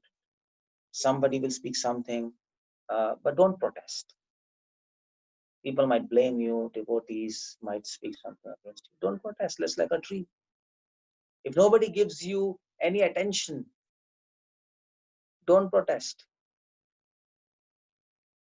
That's how, that is what is the Rodeva session. So there's a question there. Is it all or none law for sense gratification? I mean to say, the question is humility? Yes, sense gratification. If you're doing sense gratification, then you're not humble. If you are not doing sense gratification, then you're humble. So is it 1 and 0, all and 1? Well, it's a paradigm. The lesser sense gratification you do, the more humbler you are. That's how it goes. Otherwise, I mean to say, we can't just leave sense gratification one day. But the point is, it can be all in one law, one rule. Right from the first day, you can have a desire to leave sense gratification. Krishna sees a desire. Krishna doesn't see whether you have left sense gratification or not, because we have got habits. But he sees right inside our soul, and he sees whether he wants to leave it or not. And right at the time of when we begin a spiritual life, we have this sankalpa, we take a vow, I will leave sense gratification. We might not be able to do that, but if we have this conviction and if we don't change this gratification, asankalpa jayet kamam. If we don't leave this sense gratification, if we don't leave this desire to do sense gratification, sorry, yeah, if we don't leave the desire to not to do sense gratification, if we maintain this desire, I want to leave sense gratification, then in the eyes of God we are humble, even though we are not able to leave sense gratification. That's why Krishna says, apichet suduracharo bhajte mamanannebhak sadhureva samantave samyak vyavasthisa. So Krishna says, even if my devotee does an abominable activity, ananya bhak, if he has this desire to leave these nonsense activities. If the desire is continuous, and I can see in his heart there is a continuous desire, he's struggling, but he can't, but he wants to. Then Krishna says, be sadhu in mind. So in that sense, it is all an analog. So that's the answer. So yeah, thorough devastation. I'm tolerant. We should be tolerant about criticism and blasphemy of devotees, just like a tree. You see, tree. There's a philosopher. He has written a book on tree. It's this thick book. I mean to say, there are like 340, 400 pages just on tree. You can imagine, just on tree. So and he's he's writing. I mean to say, he's glorifying tree. He's saying the wood of the tree, after it dies, it's used to make benches, to make houses, to make tables. The root of tree is used to make medicines. The leaves are used to make medicines. After, even while living, it is useful. Even after dead, it is useful. Only a tolerant person can be useful to others. So Krishna is saying, Taroreva Seshanam, be useful to others. Use your life to help others spiritually. That is a mark of tolerance. If you're truly tolerant, you will accept all blasphemy, you will accept all criticisms, but you will keep on benefiting the other person. That is tolerance. So giving respect to others and not expecting respect from others. These are 4 virtues, 4 qualities which we should have, which is a certain areas can be desired to attain more tolerance to. Oh, so actually, there's a question. Tolerance can be a tricky area. Can we desire to have more tolerance to? Can you specify the question? I can't really get this question properly. Can we have more tolerance to? I can't. Hare Krishna, Prabhu, can you hear me? Yeah, I can hear you. Hare Krishna. I live in quite a poor area, and there's a lot of troubled people around, and they're quite angry. They have, they're in the mode of passion, in the mode of ignorance, and sometimes you come across these jivas who are struggling, and they might take it out on you. So sometimes that tolerance can be difficult in that way. As you say, we can desire better qualities. Can we desire to be more tolerant too? Okay, I understand your question. The whole point is, when you're dealing with material world, you have to be tolerant. But of course, Prabhupada says, when you're dealing with material world, do the needful. Because material world will not respond to your tolerance. They have their own rules. And sometimes when you're tolerant, in the eyes of materialistic people, we are foolish. So Yes. Prabhupada says, so that's the Prabhupada says, with material world, do the needful. Don't just be tolerant. You in general, we are tolerant, but whatever needs to be done, please do there. Tolerance, when you're talking about, we're talking in the community of devotees. Okay, Community thank you, devotees, Prabhu. yeah, so like that. So so that is that is 4 qualities which Chaitanya is saying. So that is quantity of chanting. If we can develop this proper attitude within community of devotees, a way of life, then our quantity of chanting will increase. So increasing quantity of chanting is not a mechanical process that you will keep on practicing 16, 17, 18, 19, keep on doing, and then you will increase your chanting. That will never happen, because that's artificial. Mahaprabhu always said, be spontaneous, whatever you're doing. Otherwise, you will again come back. Of course, initially you have to put some effort, but then if you have to go from one platform to another, then you have to be spontaneously doing that. Otherwise, it will put stress and strain on you, and you'll not be able to do it. So in a pure heart, in a pure life, chanting is very easy to do. In fact, when you develop these 4 qualities, then you will not chant. Rather, chanting will force you to chant. When you develop these qualities, you will not be chanting. The holy name will be dancing all the time. That's what Jagdanand Pandit he says. Because holy name will enter your heart. So now, when our lives are impure, when we don't have this proper attitude and way of living, our mental setup is really not really in tune with all these four virtues, then we are trying to invite holy name and chant. When we have proper attitude, holy name will itself enter our tongue and heart and ears and will force us to chant. Prem nache, jeev nache, nache, nache, nache naam. Prem Vivarchik Dhanam Pandit writes. So then it becomes easy. Okay, so now after this we go to fourth verse and fifth verse. Now these are very important verses, by the way. Fourth and fifth verse. These verses are helping us to understand, to actually you see, before I go to fourth and fifth verse, the whole point is, okay, we can increase the quantity of chanting, but then we all have 24 hours, and we all have to sleep for 6-7 hours, and for 6-7 hours we have to eat, and we have to take bath and do whatever bodily activities, and then we have to do chit chat. So we have a limited time there.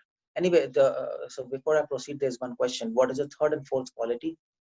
Third and fourth qualities. Third quality is to give respect to others. To not to expect any respect for others, amani. And fourth quality is to give respect to others. That's third and fourth. So well, we all. I was talking that we all have restricted time. There's 24 hours for you, for me, for Prabhupada, for Bhaktisiddhanta, everyone. So what to do? So you can cut your sleeping and eating, but that's very difficult. That's not even healthy. To what extent you will cut? So the point is, you can increase. If you can't increase quantity, you can increase quality. Quality of chanting. How to increase quality of chanting? This is fourth and fifth verse of Siksastakam. And here comes the concept of prayers. Prayers. By prayers, you can increase quality of chanting. That's the secret. So I was talking, Siksastakam was talking about chanting, prayers, and service. So now we come to the topic of prayers in the quality of chanting. So chant prayers, that's very important. People who don't pray, they are not in contact with God. People, devotees who don't pray every moment, every second, from within their soul, their chanting is not heard by God, as Bhaktivinoda Thakur says. So that quality of chanting has to be there. Otherwise, it will not reach the ears of God. Or it might reach, but it will not give him pleasure. So, and of course, devotion is all about giving pleasure to Krishna. And that's why all traditions have really emphasized on prayers and prayers and prayers and prayers. All traditions. All theistic traditions, by the way, especially. So, the fourth verse is talking about prayers. And what's that fourth verse? Na dhanam, na janam, na sundarim, kavitam, va jagdish kamay, mama janmani janmaneshware, bhakta bhaktir, ahitu pitva. So the fourth verse is Mahaprabhu is praying, I don't want riches, I don't want women, I don't want fame, prestige, people. I just want one thing, birth after birth, is the service of the lotus. That's what I want. So Chaitanya Mahaprabhu in fourth verse, he is teaching us what is a central portion of prayer. What is a core part of prayers? Any prayers, in other words, must have this thing to be called as prayer. Otherwise, it's not prayer. It's simply making some sound through a vocal box. That's all. or imagining some kind of concept. Otherwise, it's imagination. So what makes a prayer a prayer? That's the whole point this verse is talking about. What Chaitanya Prabhu is saying, Mama Janmane Janeshwari Bhaktat Bhakti Rahitu Kitvai. He's praying, oh my Lord, I don't want anything. Krishna says, what do you want? I want devotion to you, lotus feet, words after word. I want service to you, lotus feet, words after word. In other words, Chaitanya Prabhu is saying, you must pray for God's sake. That's all. You must pray for God. You must not pray for yourself. You must pray for His sake. You must pray so that His will is fulfilled and not your will is fulfilled. That makes prayer a prayer. Otherwise, it's sense gratification. It's simply an imagination. It's simply shouting in a lonely place. Nobody will hear you. That's all. So that makes prayer a prayer. Prayer for God's sake. For example, Madhvacharya says, when a devotee prays, "Oh my Lord, please pick me up. Please save me from falling down." What he prays? Madhvacharya says a devotee adds there, "Please save me from fall down," in a way which gives you pleasure. That's very important. I am falling down because of my bad habits. Please save me, but in a way which gives you pleasure. So, in other words, what I am saying is, if you want to save me, you save me. If you don't want to save me, that's okay. But if you want to save me, you save me. But you save me in a way which gives you pleasure. Saving me might not give pleasure to me. I might feel well, falling down was much better rather than Krishna saving me because it is more painful. I mean to say it is better to leave temple and go home and sit nicely. I fell down. At least there was comfort in that. But when Krishna is trying to save you, he will keep you in temple in the midst of all difficulties, and you might say, "This is madness. I'm going mad." It's more painful. But Madhva says, no. If it gives you pleasure, that's okay. That's my prayer.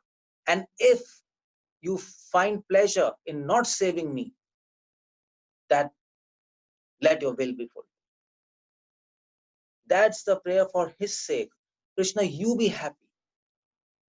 It doesn't matter whether I fall down or I don't fall down. What matters is that you are happy. So that is the prayer for God's sake.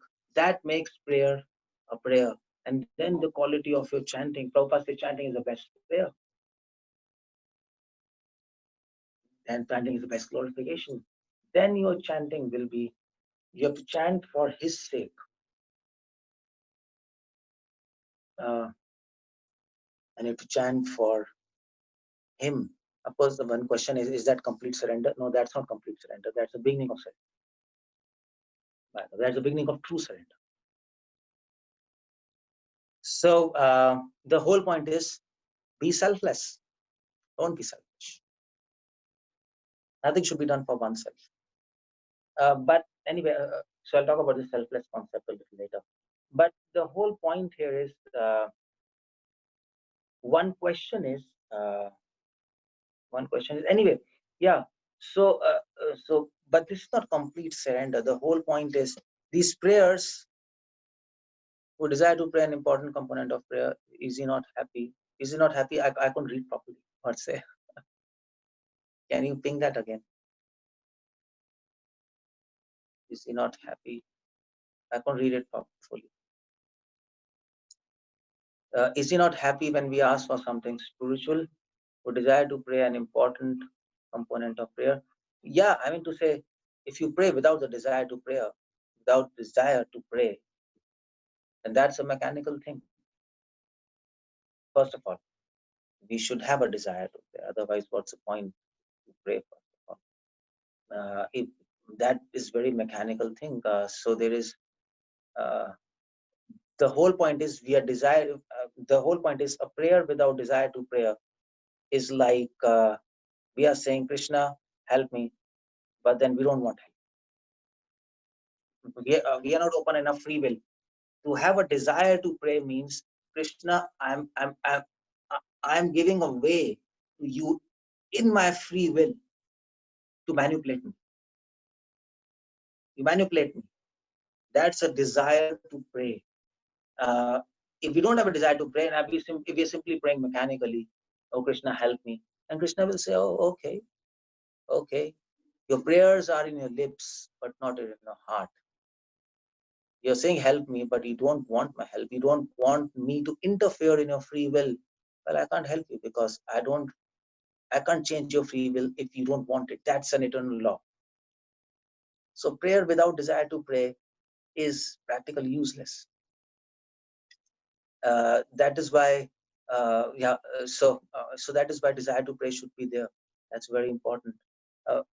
And there, of course, there are so many subtopics in this we can discuss later. But the whole point is, this prayer. Chaitanya is saying, Mama Janmani Janmaneshwari Bhaktat Bhakti Rahitu Kitvai. Chaitanya Mahaprabhu is saying there. Oh, actually, so I'll come to that point later. But the question here is, do we want to be in birth and death? Mama Janmani Janmaneshwari. This is a prayer. Mama Janmani. Birth after birth, I want your service. So do we want really to be in birth and death? Don't we want release from birth and death? Are we not praying for release from birth and death? Are we not praying? I mean to say, Prabhupada's all book, Prabhupada magazine is based on back to Godhead. Prabhupada's theme of his books is get free of birth, of cycle of birth and death and these old age. But here Mahaprabhu is saying, oh my Lord, give me, let me be in birth and death. I want to serve you. So what's happening? The question is, do we want release from birth and death or don't we want? If you read Chaitanya Siksastakam, Mahaprabhu is saying, I don't want. And if you read Prabhupada books, Prabhupada says, I want release from birth. So what's happening? The answer to this question is, the whole point is, do we pray for release from birth and death or don't we pray from release from birth? Mahaprabhu is not praying, but what about Srila Prabhupada? Prabhupada says, well, we should desire to get free from birth and death, and if you desire to get free from birth and death, then why not pray as well? But anyway, but here is a point. The first point is, Prabhupada says that you should get free from birth and death, but Prabhupada never said that we should pray to get free from birth. He never said that, and devotee doesn't do that. Now on this, Bhaktivinoda Thakur and Madhvacharya both explain that we all want to get free from birth and death, but the trick to do that is, don't pray to get free from birth. That's a trick. Because if you pray to get released from birth and death, then you will not be released from birth and death, because that will be selfish. I mean to say, okay, you might say, I want to get released from birth and death to serve Krishna. But still it's selfish, because Krishna doesn't want you to get released from birth and death and wants to engage you in his service within birth and death. Then, so that's your own assumption and own presumption, let me say. So that's why Bhaktivinoda Thakur Madhvacharya says the best way to get released from birth and death is don't pray to Krishna for release from birth and death. And if you don't pray to him, and if you pray like this, Krishna, let me be in birth and death again and again, let me serve you again and again, you will be the first person to get freed from birth and death. Because then Krishna will be so pleased. So Bhaktivinoda Thakur writes, devotee is very intelligent. Yagya Sankirna prayojana musume dasa. So that's why although in philosophical literatures you will find that the aim of life is to get released from birth and death in Upanishads, but in devotional literatures you will not find this concept, because in prayers devotees do not pray like that, although they understand that they will get released from birth and death once Krishna is pleased automatically. So Bhaktivinoda Thakur says, why to unnecessarily waste a prayer by praying Krishna release from birth and death? Why to ask two favors? We don't want to ask any service and favor from Lord. Why do ask two favors? Ask just one, and the second is fulfilled. That's intelligence. And second answer can be why Mahaprabhu is asking, let me be in birth and death, birth after birth, and serve you, because Chaitanya Mahaprabhu knows that Krishna, the aim and object of devotion and any prayer is to please God. Chaitanya Mahaprabhu knows that Krishna will be well pleased when we continue our devotion in difficulties. In spite of all difficulties, if we continue our devotion, he'll be well pleased. In fact, difficulties are opportunities to please him. If you're chanting 16 rounds and you're free and you don't have any problems and you're chanting 16 rounds, okay, Krishna is happy. But if you have so many duties to do and you have so many problems, still nevertheless you are finding time to sit and 16 rounds. From whom Krishna is more pleased? Second person, he gets more credit. So that is why you see people who are chanting 64 rounds sitting in Vrindavan doing nothing, and people who are chanting 16 rounds while preaching, whom Krishna is more pleased? Krishna is more pleased with 16 rounds than 64 rounds or 108 rounds or 150 rounds in Vrindavan, sitting there. That was Prabhupada and Bhakti Santa, because he said that Krishna gives more credit to such a person because he's chanting in spite of all difficulties, which in fact he's taking for Krishna, not for himself. And there it is free. Anybody can chant there. So Mahaprabhu says, my Lord, I want difficulties to pray for that, to pray that I want birth after birth. That means I want difficulties, because I am ready to remain in difficulties, because those difficulties are opportunities to please you. That's intelligence. Yagya Sankirtana Prayojanti Sumedasa. That's two answers. That is a quality of prayers, quality of chanting. Prayers. This is how when we pray like this, then a quality of chanting really increases. And the fifth verse is Ainanda Tanuja Kinkaram Paditama Visham Budao Kripayata Kapad Pankaja Sitaduli Sadrisham Vichintya. The fifth verse is talking about it's a beautiful verse, by the way, fifth verse. It's also talking about prayers, but from a slight different angle. The fourth verse is talking prayers from the perspective of service and from the perspective of the devotee. But the fifth verse is talking about prayers from the perspective of God and not from the point of view of people. Now, what I mean by that is there are 4 levels of prayer. The first level of prayer is you're praying for yourself.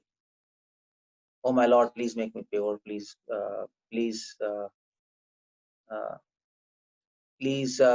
make me pure, and please cleanse my heart, like that. This you're praying for yourself. That's the first level of prayer, where we start. But the question is, why do you want to become pure? That's a question. So then you go to the next level of prayers, that is you're praying for God. I want to become pure so that I can serve you. You're praying for him. The first level, there's selfishness. If you're simply praying, please make me pure, I'm frustrated because of lust, anger, greed, I want to become pure. Okay, that's good, but why I want to become pure? To serve. So we are actually praying not for ourselves, but we are praying for God, so that I can increase your service. It's not my mission. It's not for my personal agenda.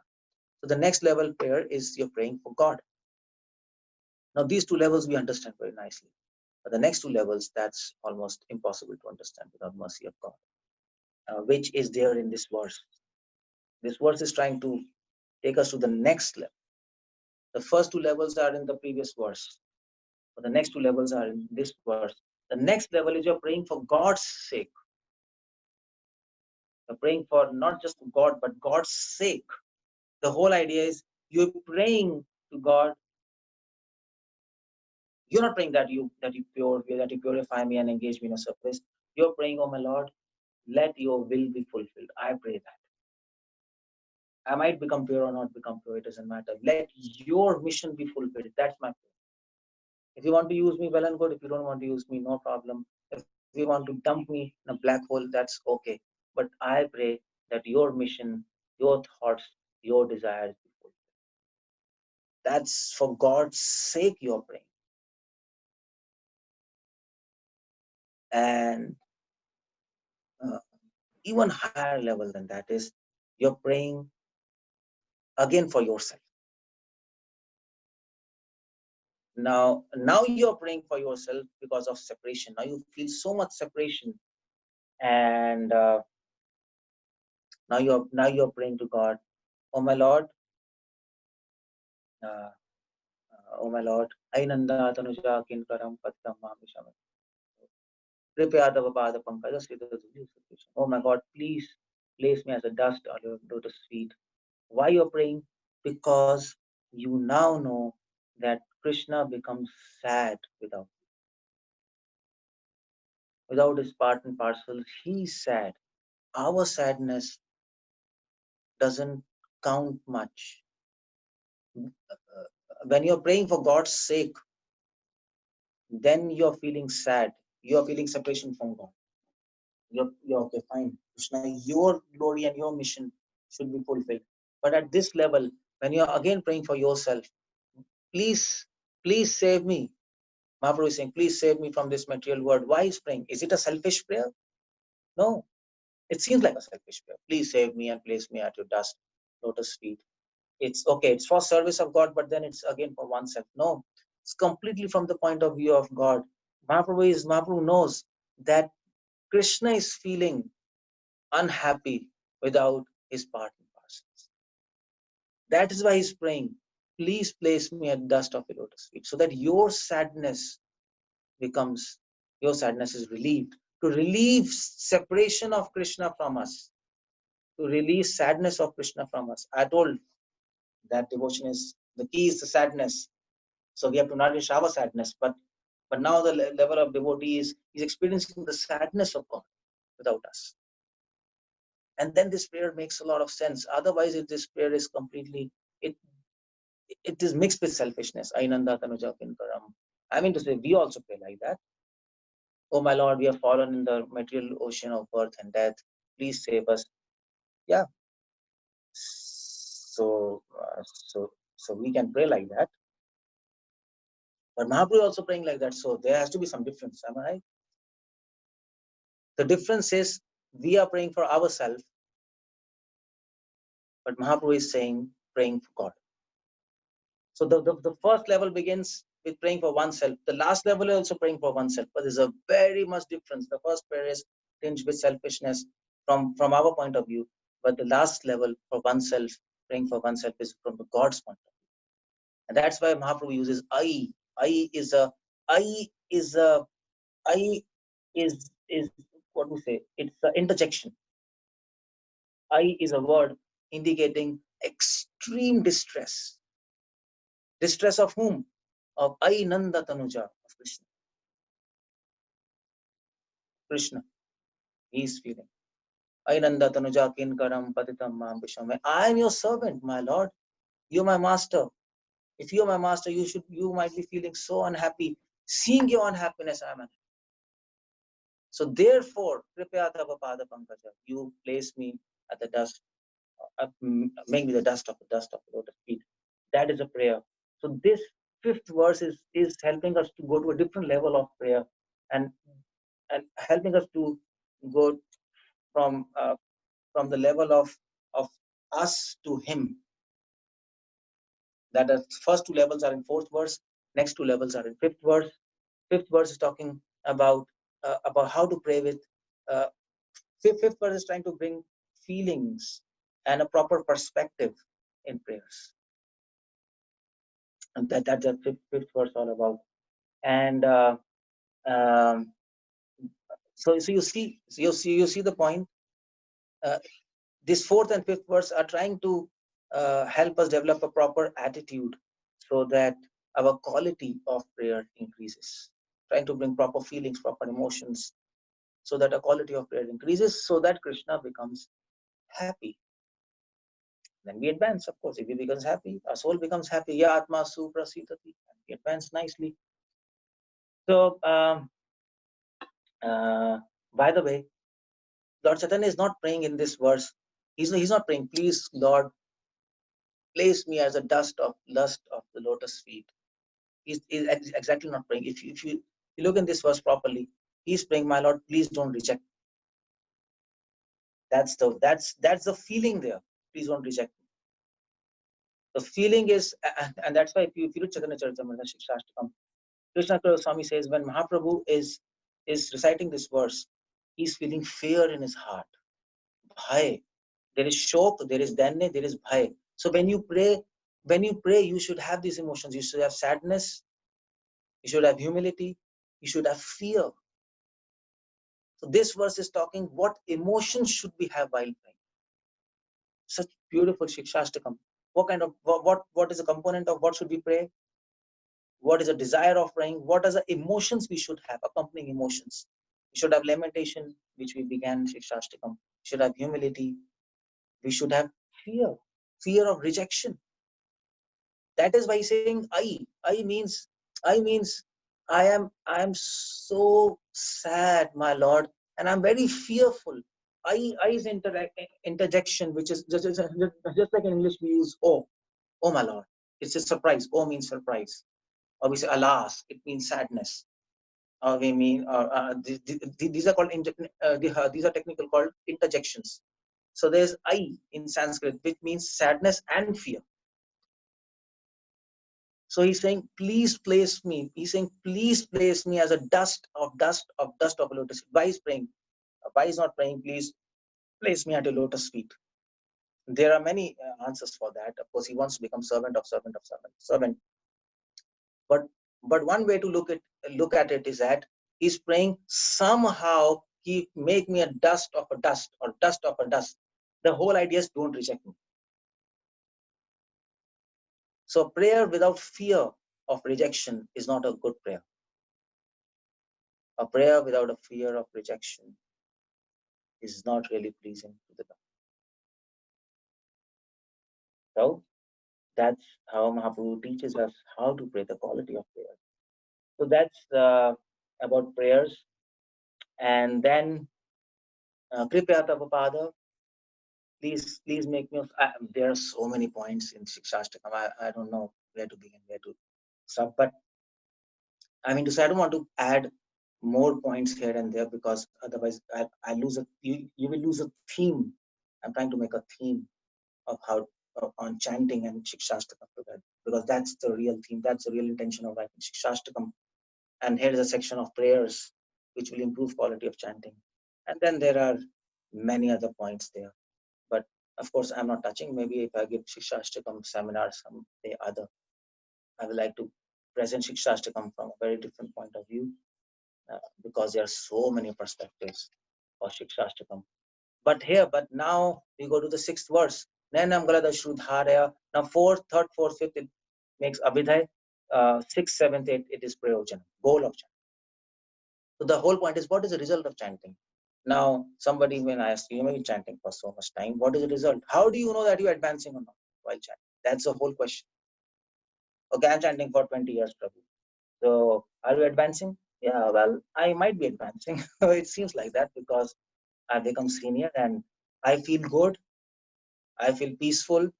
So I'm advancing. No, my dear sir, that's not really correct. Peace and feeling good are not necessarily a sign of advancement. So what is the result of chanting? That's sixth verse and seventh verse. So sixth verse is answering the goal of chanting. Okay, what do you want? The short-term goal, the short-term result. What is the result of chanting or what is the goal of chanting? It's the same thing. What is the goal of chanting? The result of chanting. So what we are looking for in chanting to know whether we are advancing or not. What we are looking for, it is Nainam Galadushrudharaya Badnam Gatgadharudhya Gira Kripya. Nainam Galadushrudharaya Badnam Gatgadharudhya Gira. Pulkar Nichitam Vapugata Tavanama Grahane Bhavishyati. Mahaprabhu says, when will be there in tears in my eyes and hairs will start standing on end, when that day will come. The whole idea here is result of chanting, the short-term goal of chanting, what we're looking for is remembrance of God. Shranamam Kirtanam Smaranam. while chanting, you get remembrance of God, remembering His qualities, pastimes, and form, then this means you're advancing. Simply happiness and peace, that's not real symptom of advancement. That can be dicey. So, but the question is, how do we know that that remembrance is true remembrance? It can be imagination. Many devotees says we chant and then we remember his form and nice flute and this and that. That can be false remembrance. That can be imagination. So Mahaprabhu says here, Nayanam galado shrudha. When will be there tears in my eyes? Hair standing on my end. That means Chaitanya Mahaprabhu is experiencing tears in eyes. When does anybody weep? When he is sad, when he's feeling dissatisfaction. So now that sadness, when you mature that sadness, slowly it matures and matures by chanting. If you focus on that sadness, if you understand sadness is a key to chanting better, then the sadness now will change into dissatisfaction. So while chanting, we will experience satisfaction and dissatisfaction both. Dissatisfaction of not putting our best. I mean, that's one thing. Dissatisfaction and sorrow of not coming in contact with such a nice person. If you remember, if you start remembering God in chanting, you start remembering his pastimes, qualities, what will happen is you will feel happy, you will feel enthusiastic, but normal response to that is sadness. That's such a nice person, Krishna. I'm missing you. That's the whole point there. This is the first glimpse of separation. The devotee feels, I'm missing you. And that's why devotee feels dissatisfaction, anxiety. If you read Chaitanya Charitamrita, Krishna Swami writes, Chaitanya Mahaprabhu is feeling anxiety and dissatisfaction. And that anxiety and dissatisfaction is born of remembrance of God. Just like a mother remembers his child, and so if the mother is in India and child is in America, what happens? She remembers the child, his naughty pranks, his everything, and she's very happy. But then immediately she becomes sad because he's away. That's the whole point there. So he becomes sad. That is dissatisfaction. That is called spiritual anxiety in Prabhupada's book. That, oh my Lord, I'm away. I can't even serve you properly. This and that. And that is that. Then that sadness and dissatisfaction and satisfaction both, but dissatisfaction we are focusing is expressed by these symptoms of tears in eyes, horripilation of hairs, all these symptoms. That's why this sixth verse, the result of chanting is remembrance of God. Sixth verse is talking, which is expressed by dissatisfaction, which is expressed externally by the symptoms of bhava. Remembrance, that's how you judge. And seventh verse is talking about the second result of chanting, that is love. Now we are there, love and separation. Love and separation. It's not just now. The last pandemic, which wasn't kind of connected to lifestyle choices, Oh, what's that? I just. So love. So seventh verse is talking about love, love and separation, and and how do we know that love is true love? That's the whole idea. How do we know that love is true love? We might be feeling hallucination, or we might be just feeling some imagination. We can imagine. But then how do we feel that is true love? Well, here it says, Yugaitam nimishena chakshusha pravashaitam shunyaitam jagat sarva. Seventh verse, Yugaitam. One moment will be like 12 years. That is love and separation, of course. But then Shunyatam Jagat Sarvam. Shunyatam Jagat Sarvam means there is absence of all material desires. That is how you know that is true love in separation. So the second result of chanting is absence of material desire. Shunyatam, the whole word appears shunya, zero. There's nothing interesting in this material world. It appears boring. That is the symptom of good chanting. So how do you know that your chanting is good? What is the result of chanting you're looking at? You're not looking at peace, you're not looking at happiness. Of course, that will come. But don't think if you're peaceful and happy, you are advancing. That's not necessarily true. The true advancement of chanting, result of chanting, is remembrance of God while chanting and absence of material desire. These are these two verses, 6th and 7th, which are expressed externally by these symptoms of. And then the 8th verse, the classical verse, Ashlishava Padratam Pinastuma Madashanavatam Puruva Tatatava Vidhatu Lampato Mat Prananatastu Sayapanapara. This verse is talking about the nature of love. And of course, when you talk about chanting, it is talking about attitude while chanting. Now we talked about emotions. What emotions should we have while chanting? We talked about what kind of prayers we should do. We also talked about, now we're talking about attitude while chanting. What is a philosophical attitude while chanting we should have? Now, if we don't have this philosophical attitude, if this philosophical conclusions are not clear to us, which is in 8th verse, then we'll never be able to chant properly. Our mind will be disturbed. So, of course, we also talked about attitude while living a life, the way of life. This is attitude while chanting. So, what is attitude while chanting? This, by attitude, I means in these points, these philosophical points should be absolutely clear. Otherwise, you'll not be able to chant properly. There will be subconscious offenses against holiness. So what is this? Chaitanya is saying, oh my Lord, you deal me how matter you want. You reject me, you accept me. It doesn't matter. You will still be my master life after life. That is autocrat. The first point we should be clear: Krishna is independent and autocrat. He can do anything he wants. He can, he can do anything he wants. It should be clear. He is free to do anything, and we should allow him to do anything with us. That's the point in 8th verse. You should open yourself, open your free will, and give it to him. My dear Lord, manipulate. That's what Prabhupada prayed when he went on that Jaladut.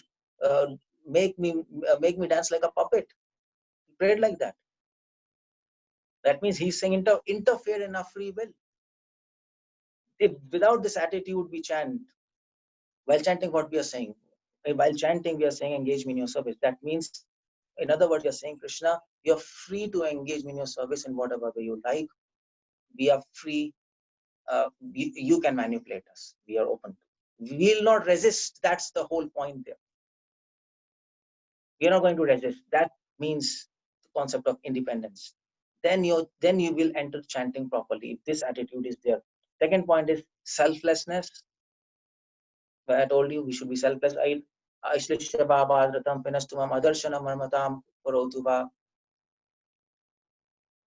Would it be an offense if we meditate on the bhava of these verses?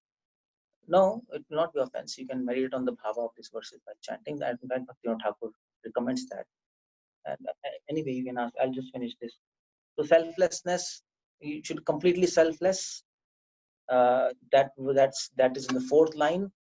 Ashlishyapapadratam pinashtumam adarshanam manamatam parotuva yathatata vidhatulam patu mat pranana tustu saiva. Now, oh my Lord, there is no other master except you. Now this is completely self. Even if you reject me, you're still my master.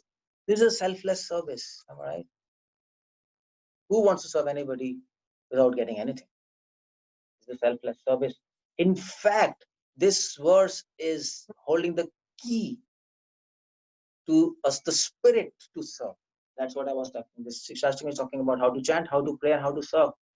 What is a spirit of serving Lord? The spirit is this. Ashlishya padratam pinastumam. Devotee saying, "Oh my Lord, you pinastumam." Pinastumam means you put difficulties in my life. You give me sufferings. Pinastu means to kick. Even if you give me sufferings, I will keep on serving you. Even if you give me sufferings, even if you reject me, I'll keep on serving. So Krishna says, okay, that's very nice. I'm very happy with you. But then Krishna says, if I start neglecting you, then what? Okay, so I'll not give you sufferings, but I'll not give you happiness. I'll neglect you. Simply, I'll not deal with you. No happiness, no distress. Then Chaitanya says, Ashlishya padratam pinastumam adarshana marmatam karotu. Even if you reject me, still I'll keep on serving. Krishna says, I'll reject you. That's all. Still, devotee says, I'll keep on serving. But then Krishna says, okay, I'm happy, and that's okay.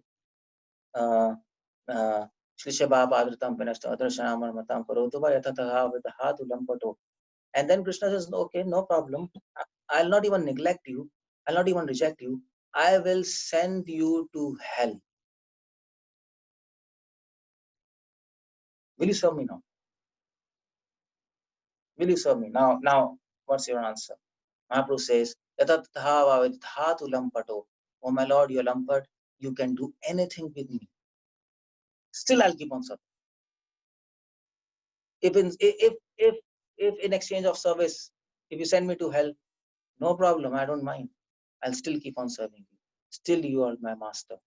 And this then shows ultimate submission and surrender to Supreme Personality of Godhead. If this kind of spirit is there while serving, complete selfless service, this spirit, if this kind of spirit is there behind the law, behind the rules, behind the chanting, behind prayers, behind your service, this kind of attitude is there behind chanting, then Krishna will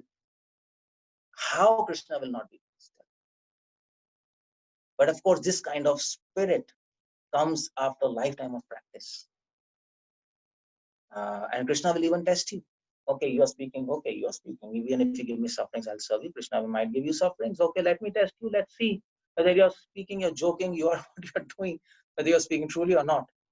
Even if you reject me, I will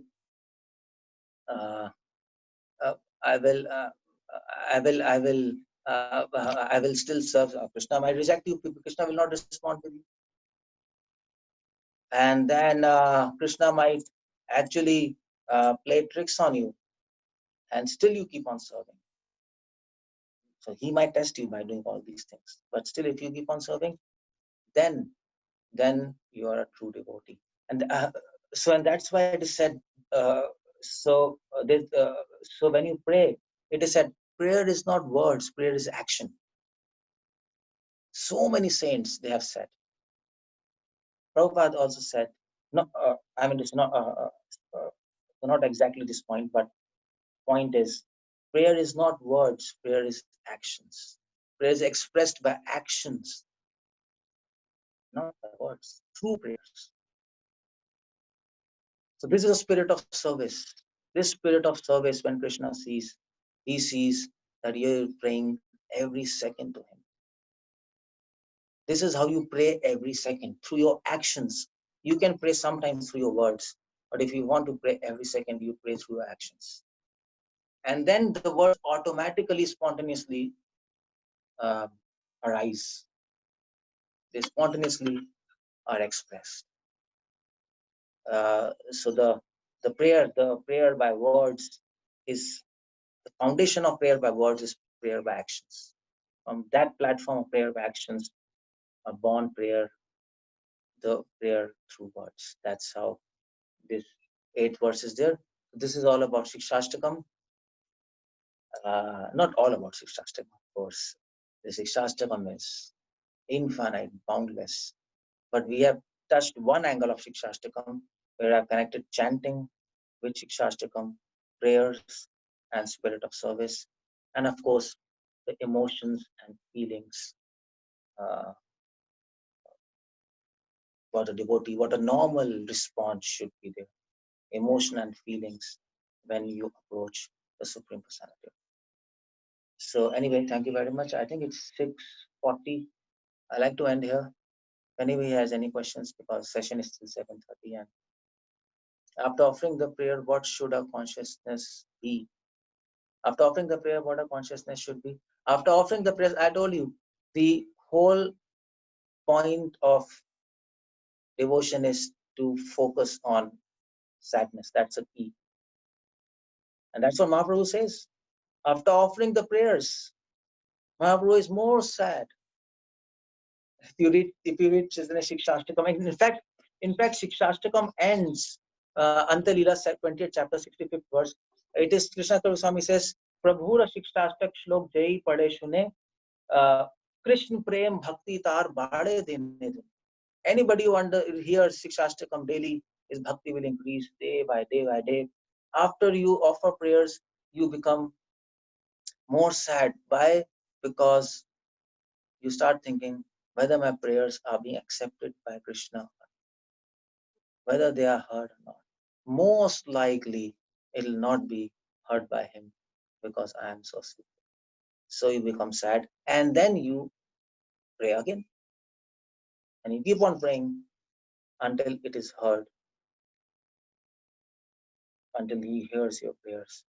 So your sadness keeps on increasing, and that sadness will make Krishna very happy, because that sadness will help us, will actually help us to pray more and more and more and more. That's the whole idea. Why do we do this? Krishna has answered through you. Okay. So like that, that's the whole idea. You have the thought of prayers being heard. Is this selfish? To have a thought of prayers being heard, is this selfish? To have a thought of prayers being heard, is this selfish? Well, if you have a thought that my prayers are heard, should you even have expectation of desire or reciprocation? Okay, I'll just answer this question first. Should be is a thought of prayers being heard is selfish? Well, our whole Gaudiya tradition, can we just can we just let me answer one question, then you ask another question, because there's so many questions. I'm getting confused. So yeah, first I'm answering this question. Is a thought of prayers being heard is selfish? Okay, the thought of prayers being heard is selfish. Our Gaudiya Vaishnava tradition, if you see, all acharyas, Narottam Das Thakur, Mahaprabhu, all acharyas are weeping and making this very point. My Lord, I don't know whether you are hearing my prayers or not. In fact, that is Siksastakam. Yugaitam, Shunyaitam Jagat Sarvam. Mahaprabhu is feeling really anxious whether Krishna is really accepting me, rejecting me. That's why the last verse is, whether you accept me, reject me, you're still my master. I don't know whether you're hearing me or not hearing me. Most likely, my prayers are not reaching you. And that's why Bhaktivinoda Thakur is again and again singing Mama Nivedana Sino Vishay Durjana.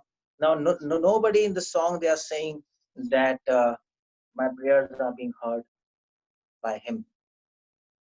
So our whole mood is we are in an eternal confusion whether our prayers being heard or not. That's the sentiment of Gaudiya Vaishnava. And that is what Krishna likes. That is humbleness. But if we think our prayers are heard, then that is selfish. I mean, to say in one sense, because we think that we are in contact with God now, and we have made it now. Now that kind of thought is not a good thought in one sense, because it destroys humility. destroys. Of course, in a devotee's life, when we pray, Krishna gives many signs where we have prayed and that thing happens, and we can see our prayers being heard, and Krishna has done that. But in that, so when we see that our prayers, we make prayers and that thing is accomplished, if that happens, then the devotee becomes happy. Of course, he becomes happy also that Krishna heard, but he becomes more sad that, oh my Lord, I took some service. I made you my servant and I took some service by praying like that. But having a thought that we are being heard increases faith. Yeah, having a thought we are being heard increases faith. That's okay. But having a thought that our prayers are not heard increases our love for him. Now, I mean to say, depends where we are. If we think, of course,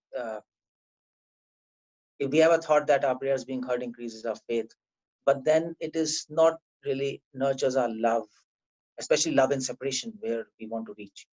Our goal, now we have to see our goal, and then we have to go forward. If it increases faith, okay, but then we have to advance to much higher levels where we don't really where we don't really need to increase our faith. Now we are working on love, and love automatically includes faith. Now, so when a devotee thinks whether my prayer is heard or not, in that condition also it increases faith. Why not? If our prayers are not heard, if we are confused, why our faith should decrease? Our faith should increase. Well, I made a prayer. Krishna is so nice that he's independent. He might hear, he might not hear. He is my master. He is an independent master. And I am surrendered to such a master who is independent, who is in control of nobody. So our faith increases more. Of course, you're right. Practically, sometimes when we think our prayers are being heard, our faith increases. But then it might be dangerous also, because if we think our prayers are being heard, then it might lead to a very egoistic platform that my prayers are heard. And when acharyas are saying, oh my Lord, I mean to say here, acharya is saying, grahane bhavishyati. When will that day come when tears will be there in my eyes? When will that day come when I will serve you? All acharyas are thinking that when will that day come when I will come in contact? So in that sense, it depends. It depends. If we want to nurture our love or if we want to nurture our faith, it depends on that. So, I mean to say, it's a very thin line, but it's good to culture our sentiments to reach love and separation. We have to remember the goal, otherwise we'll not reach our goal. And thought of prayers being heard can also lead to sentimental. I mean to say, it can also lead to sentimental devotion, that my prayers are being heard. Just like Sahajya says, oh, my prayers are being heard from Krishna, he's hearing. Or like Srila Prabhupada says that many devotees says, I saw Krishna. Of course, that's a different kind of thing. That's why Prabhupada says that so many devotees are saying, Hey Radhe, when will I see? So somebody can say, okay, seeing Krishna increases our faith, so why not see him? But devotee says, no, when will I see? So is their faith decreasing by being in that confusion? When will I see you? No, their faith is increasing. So in that way, if we think according to Gaudiya Vaishnava perspective, then our faith increases more and more and more and more. Hare Krishna, this is Sundaran Das. Thank you for answering that question so in detail. Help me with the project prayer. But Anyabhilashita Shunyam, there is that Anyabhilash Ita. There is a component of exception there. That's why the suffix Ita has been added. Otherwise, it would have been Anyabhilash. So, is there any exception to this rule that we've just been talking about, the faith and the desire and having no expectation effectively? Yeah, you're right. There is an exception there. You're right. Anyabhilashita, and all acharyas say that the only exception where a devotee can have a desire to pray from Lord and I mean to say really ask something is in the time of emergency. When he's when so when he's out of his reflex, am I right? At that time he spontaneously does that, and then he's not liable for selfishness. That's how he says. Wonderful. Thank you. Yeah, thank you very much. Nice to be hearing from you. Anybody has any other question? There's so many questions and I just missed, and people were asking me. I just got it.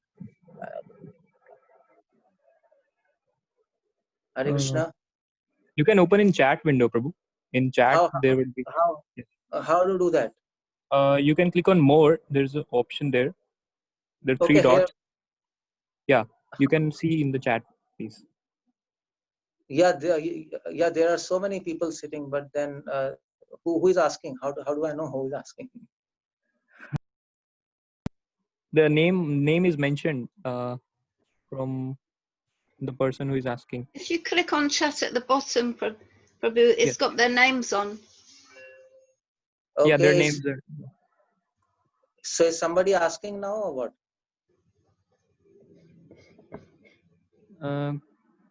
They have written it down in the chat. So Yes. so you can ask me. I don't know how to do that. Okay. You can ask me the question. Go ahead. The chat. Should I have expectation result? If you want, I can speak the questions on their behalf. Yeah. Please speak the question and the name. Okay. From Kelly, I asked that after 3 years of chanting, Krishna has answered. Okay, I'll ask to have the thought of prayers being heard. Is this that is over?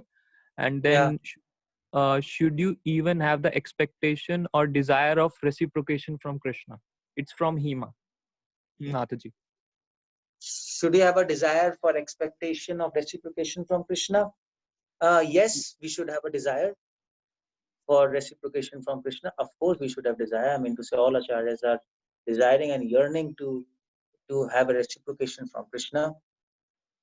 But that's just desire to have a reciprocation from Krishna. Whether it reciprocates or not, we don't know.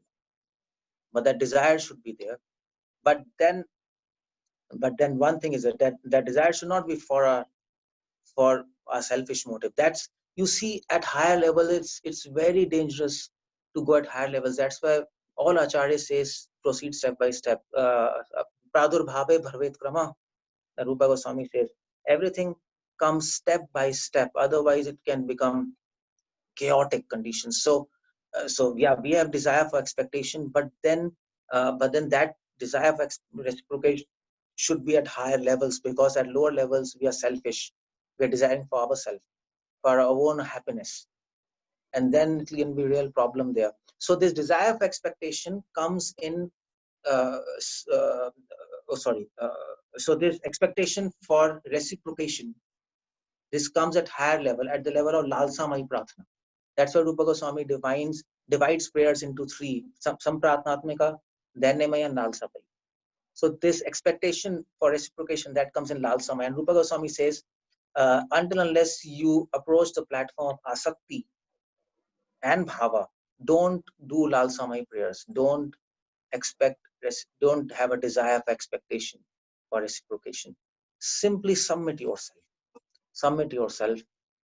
Of course,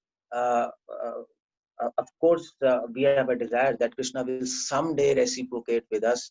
We are submitting our prayers. That's all. But we don't focus on that much. We focus now on humility and service. It all depends on focus. You see the point. Desire for reciprocation is always there. We are devotees. Am I right? We are devotees. But the whole point is, where is the focus? In sadhana stage, our focus is on service and all these virtues and what we were talking about. But in higher stages, we have focus on that desire of expectation of reciprocation from Krishna. So focus matters. That's the whole point. Yeah. Any other question? I read in Bhagavad Gita that Krishna is Bhakta Vatsala. I may Yeah. not be a devotee, but at least if we pray with true heart, Krishna hears it. I have this faith, but not expecting him to reciprocate at the same time. Should we also include in our prayer that Krishna, if you so desire, with your sanction, whatever the outcome, we rely on him completely? I think that's covered there, I guess. Okay, fine. Yeah. Any other question? Yeah, I am more steady at chanting. What should I am more steady at chanting between midnight and 2 a.m., which I do daily, whilst during the day I tend to divert my mind many times. Is it normal? What should I do? It's from Sham.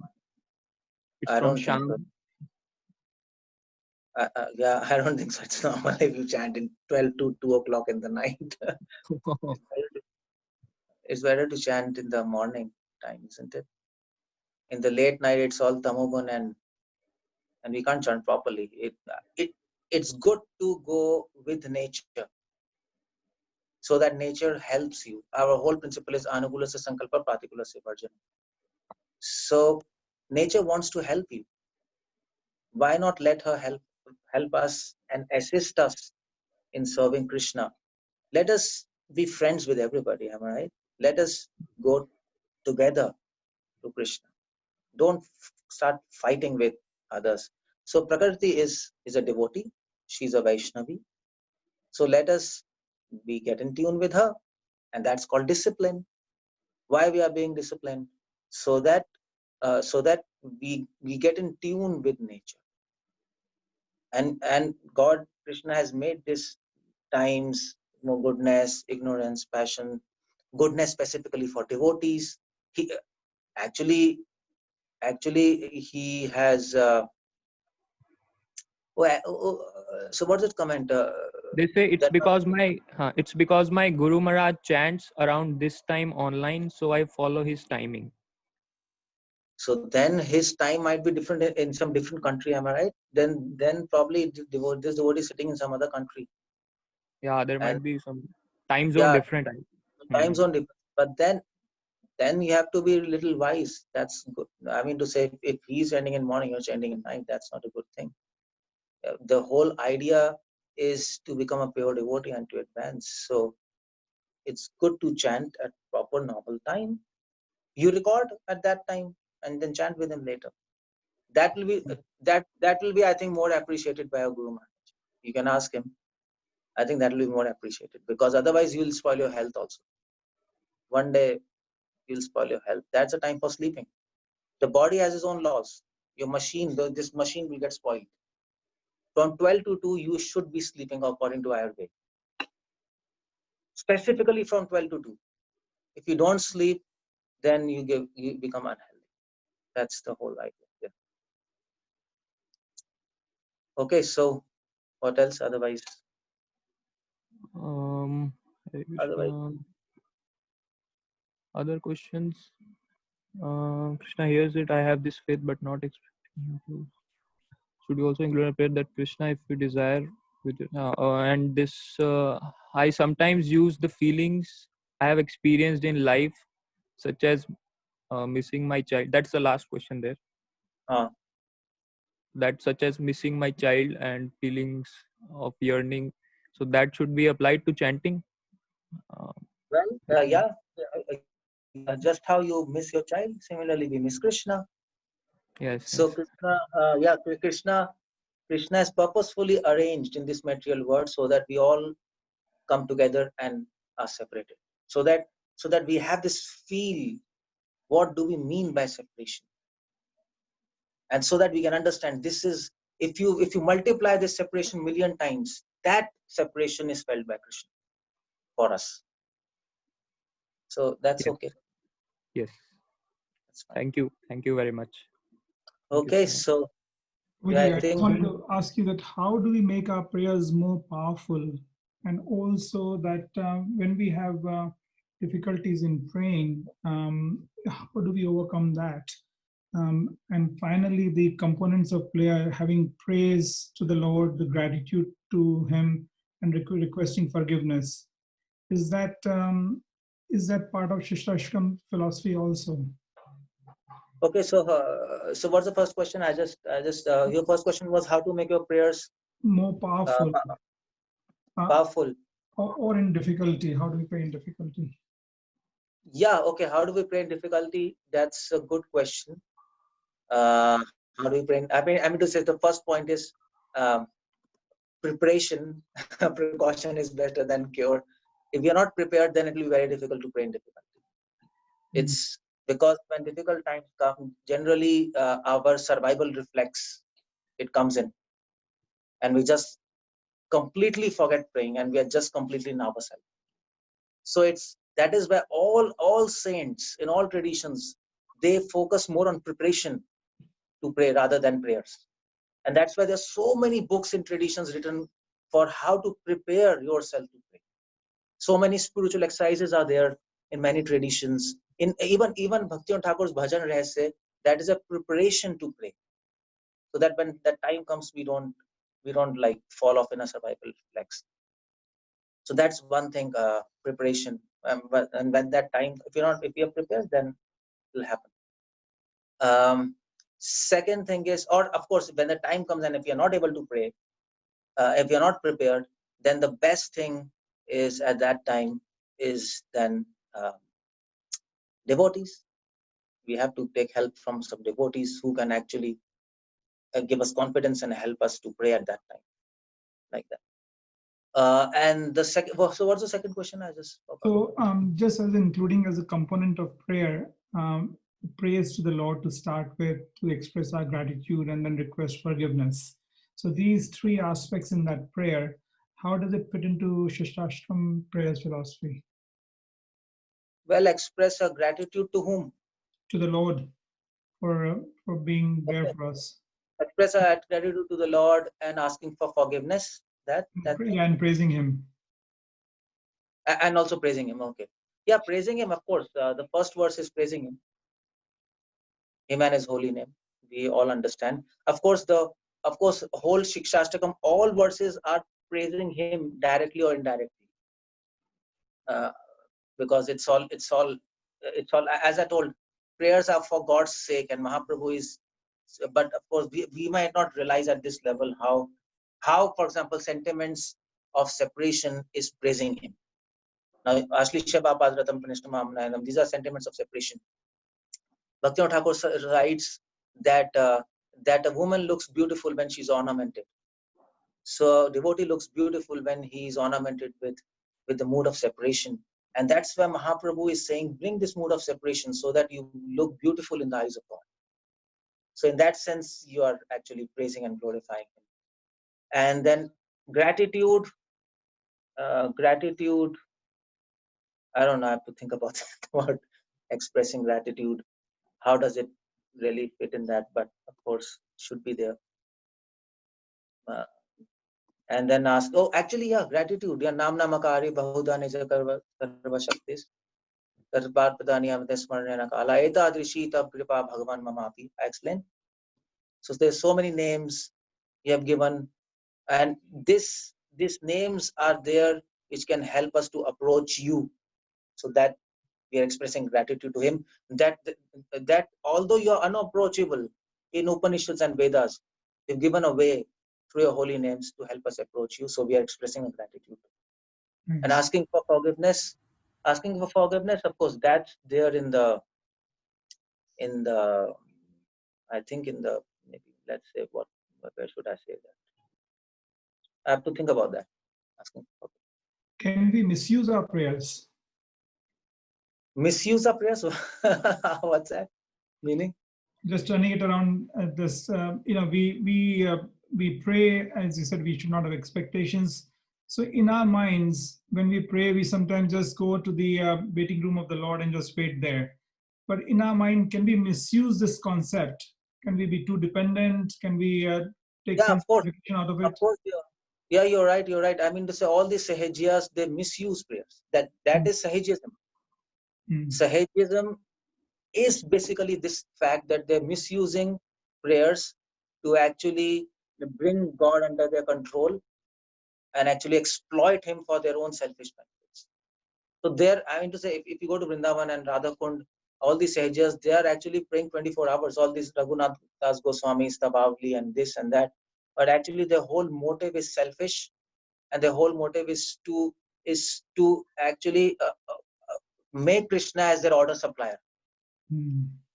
They are misusing. This, the whole Sahagism is this only. That's Is all. there any situation that or anybody's prayers may not be heard? Yeah, there are many situations. I mean to say, it's a very big topic. There are many situations where prayers are. One situation is that it's a big topic, but I can just touch. One situation is that Krishna might not purposefully hear the prayers because you know what? So there's one saint. He said that God sometimes do not hear prayers. So the angel, he goes to God and he said, why are you not hearing prayers of this person? Krishna says, I'm not hearing the prayers of this person because I like to hear his voice. That's why I'm not fulfilling his prayers. So I want that he should. But the other person whose prayer I fulfilled, I don't want to hear his voice, so I fulfilled his prayer. Like that. So that's one thing. That's one situation where our prayers are not seemingly not heard like that. So then there are many situations, and maybe we can. And is there a difference in potency of the prayer when we are doing a prayer in the dham and or outside the dham? Yeah, there might be. I mean to say, there might be. It depends on consciousness. If a person is staying in the dham and he's not really in the dham and in his mind, what's the point? And so in fact, Catholicism and Protestants, that was a whole issue there, because Catholicism, they said that you should pray in church through popes. But then Protestants came there, then this is absurd, church is not required, we can pray anywhere. The consciousness is important. So that's what is our Gaudiya Vaishnavism is all about. Gaudiya Vaishnavism never really emphasized on praying in dham. They were never, but of course they always emphasize the importance of dham. That's not the need. But as far as prayer is chanting, Gaudiya Vaishnava said you should pray with the consciousness of dham, and so there's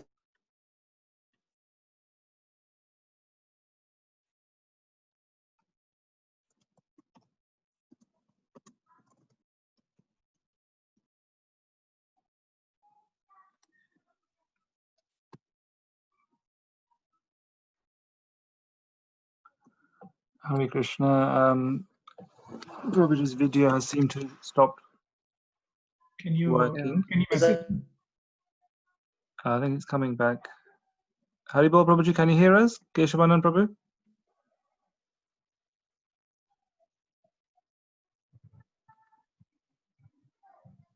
Maybe it's disconnected. Might be reconnecting. Okay. I just like to quickly make an announcement. Thank you for everyone for the feedback. I'm really pleased everyone had a nice appreciation for Keshavanand Prabhu's class and seminar. It was really insightful. He will be giving another seminar next weekend on Sunday, which is 14th June. It was supposed to be the London Rath Yatra day, but unfortunately because of the lockdown, Rath Yatra won't be going ahead. But Keshavanand Prabhu has kindly agreed to give a special seminar on Jagannath Rath Yatra next Sunday at the same time. So he'll be speaking about Lord Jagannath, the Rath Yatra pastimes, and Lord Chaitanya Mahaprabhu's appreciation of Jagannath Rath Yatra. So please join us again next week.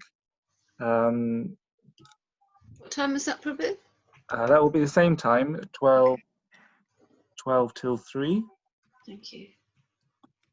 So unfortunately, it doesn't look like Prabhuji is connecting. I've just messaged him, so let's see if he picks up that. Okay. We'll just wait a few minutes and see if we can connect again.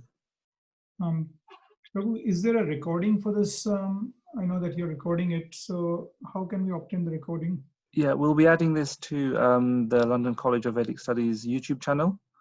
Okay. So it should be on there within a few days. Yeah, I think his internet is gone. He's not picking up the message. It's only single tick. Right. Thank you so much for organizing this seminar. I really appreciate London College of Vedic Studies, and it was really, really nice. No worries. In fact, I was having a conversation with him day before yesterday about prayer, and we were talking about all these points. That's why I'm bringing these points up, and so it's nice to be hearing from him directly. Thank you. Okay. Thank you, Prabhu. We can close.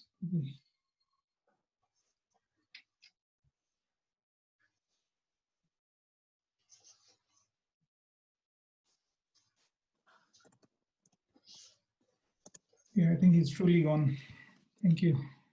We close the session. Okay. So I'll close the session now. Thank you everyone for joining. Hare Krishna. Hare Thank you. Krishna, Prabhu. Hare Krishna. Hare Krishna. Thank you. Thank you so much. Thank you, Hare Krishna. Prabhu, can I just ask one question? If it's possible. That Yeah. it's going to be the same ID number, password. Is that the same one we're using? Yes, that's right. It'll be the same Zoom meeting ID for Okay, next week. so the same number, yeah? Yes, that's right. Okay, thank you. Sorry I I interfered. wanted to ask you, Hare Krishna. I have a transcription of the whole lecture. Do you want me to send it to somebody that you can forward it? What's that? Sorry, Prabhu? I've got a transcription of the whole lecture, whole seminar. I know you're giving the recording. I've transcribed the whole thing. So do you want Oh, to? right. So if you type in your, or either way, Yeah, sure. but I just type my number and you can just send it to me.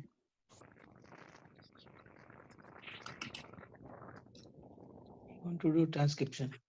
He has already transcribed it. Oh, really? Yeah, whilst he was sitting, I've been listening. Okay. I transcribe all the lectures. I've just send my number and note that and just send me a Oh, I WhatsApp. think Keshav Prabhu is joining again.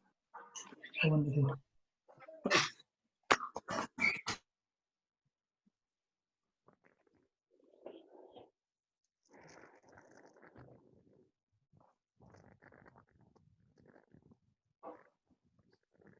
Can you see? Hare Krishna. Yeah, Prabhu. yeah. I Oh, don't know Hare what Krishna happened. Prabhuji. Sorry, we lost you. I just made an announcement about next week. You'll be giving a lecture on Lord Jagannath's Rath Yatra. Oh, okay. I just gave a small announcement, but everyone was showing a lot of appreciation for the class today. Had a lot of good feedback, and we had about over 50 people join, so that was really good, nice. Oh, really? That's Yeah. good. So thank you very much. for No, taking- these devotees are from UK or what? I think it's a mix. It's a I think mix. majority We of advertise it on Facebook, so it's, and anyone from around the world can join in, from Acha. India and the Prabhu, UK. just a question that remained to be answered is that, we can we quote prayers from other than Vaishnav traditions, and I'm talking of prayer like prayer of serenity is often quoted by our sannyasis. So how relevant is to be able to quote prayers from other traditions? No, prayer of serenity, what's that? The prayer of serenity, I think it says that God give me the power to choose between what's. I'm trying to remember the prayer. Does anybody remember the prayer of serenity? No, this is from whom? It's in actually the Christian tradition, and like Acha, Christian. Radhanath Swami quotes it quite often. He's got a. So I think it's this God grant me the serenity to accept the things I cannot change. This one I talk. That's right. That's the one. Yeah, that's the one. The serenity to accept the things I cannot change, courage to change the things I can, and wisdom to know the difference. Yeah. Acha. Oh, yeah. I've heard this. Yeah, I mean to say, there's no harm in offering prayers from other traditions. There's no harm. Definitely, there's no harm. But at the same time, I mean to say our whole Gaudiya Vaishnava mood is also there. See, prayers in Christian tradition, they are definitely on pure devotional platform. There are many saints, beautiful saints in all traditions that we don't deny. By the same time, the mood is very different of our tradition. So the mood is not different because we are giving them something different. The mood is different because Mahaprabhu has brought something at a much deeper level. So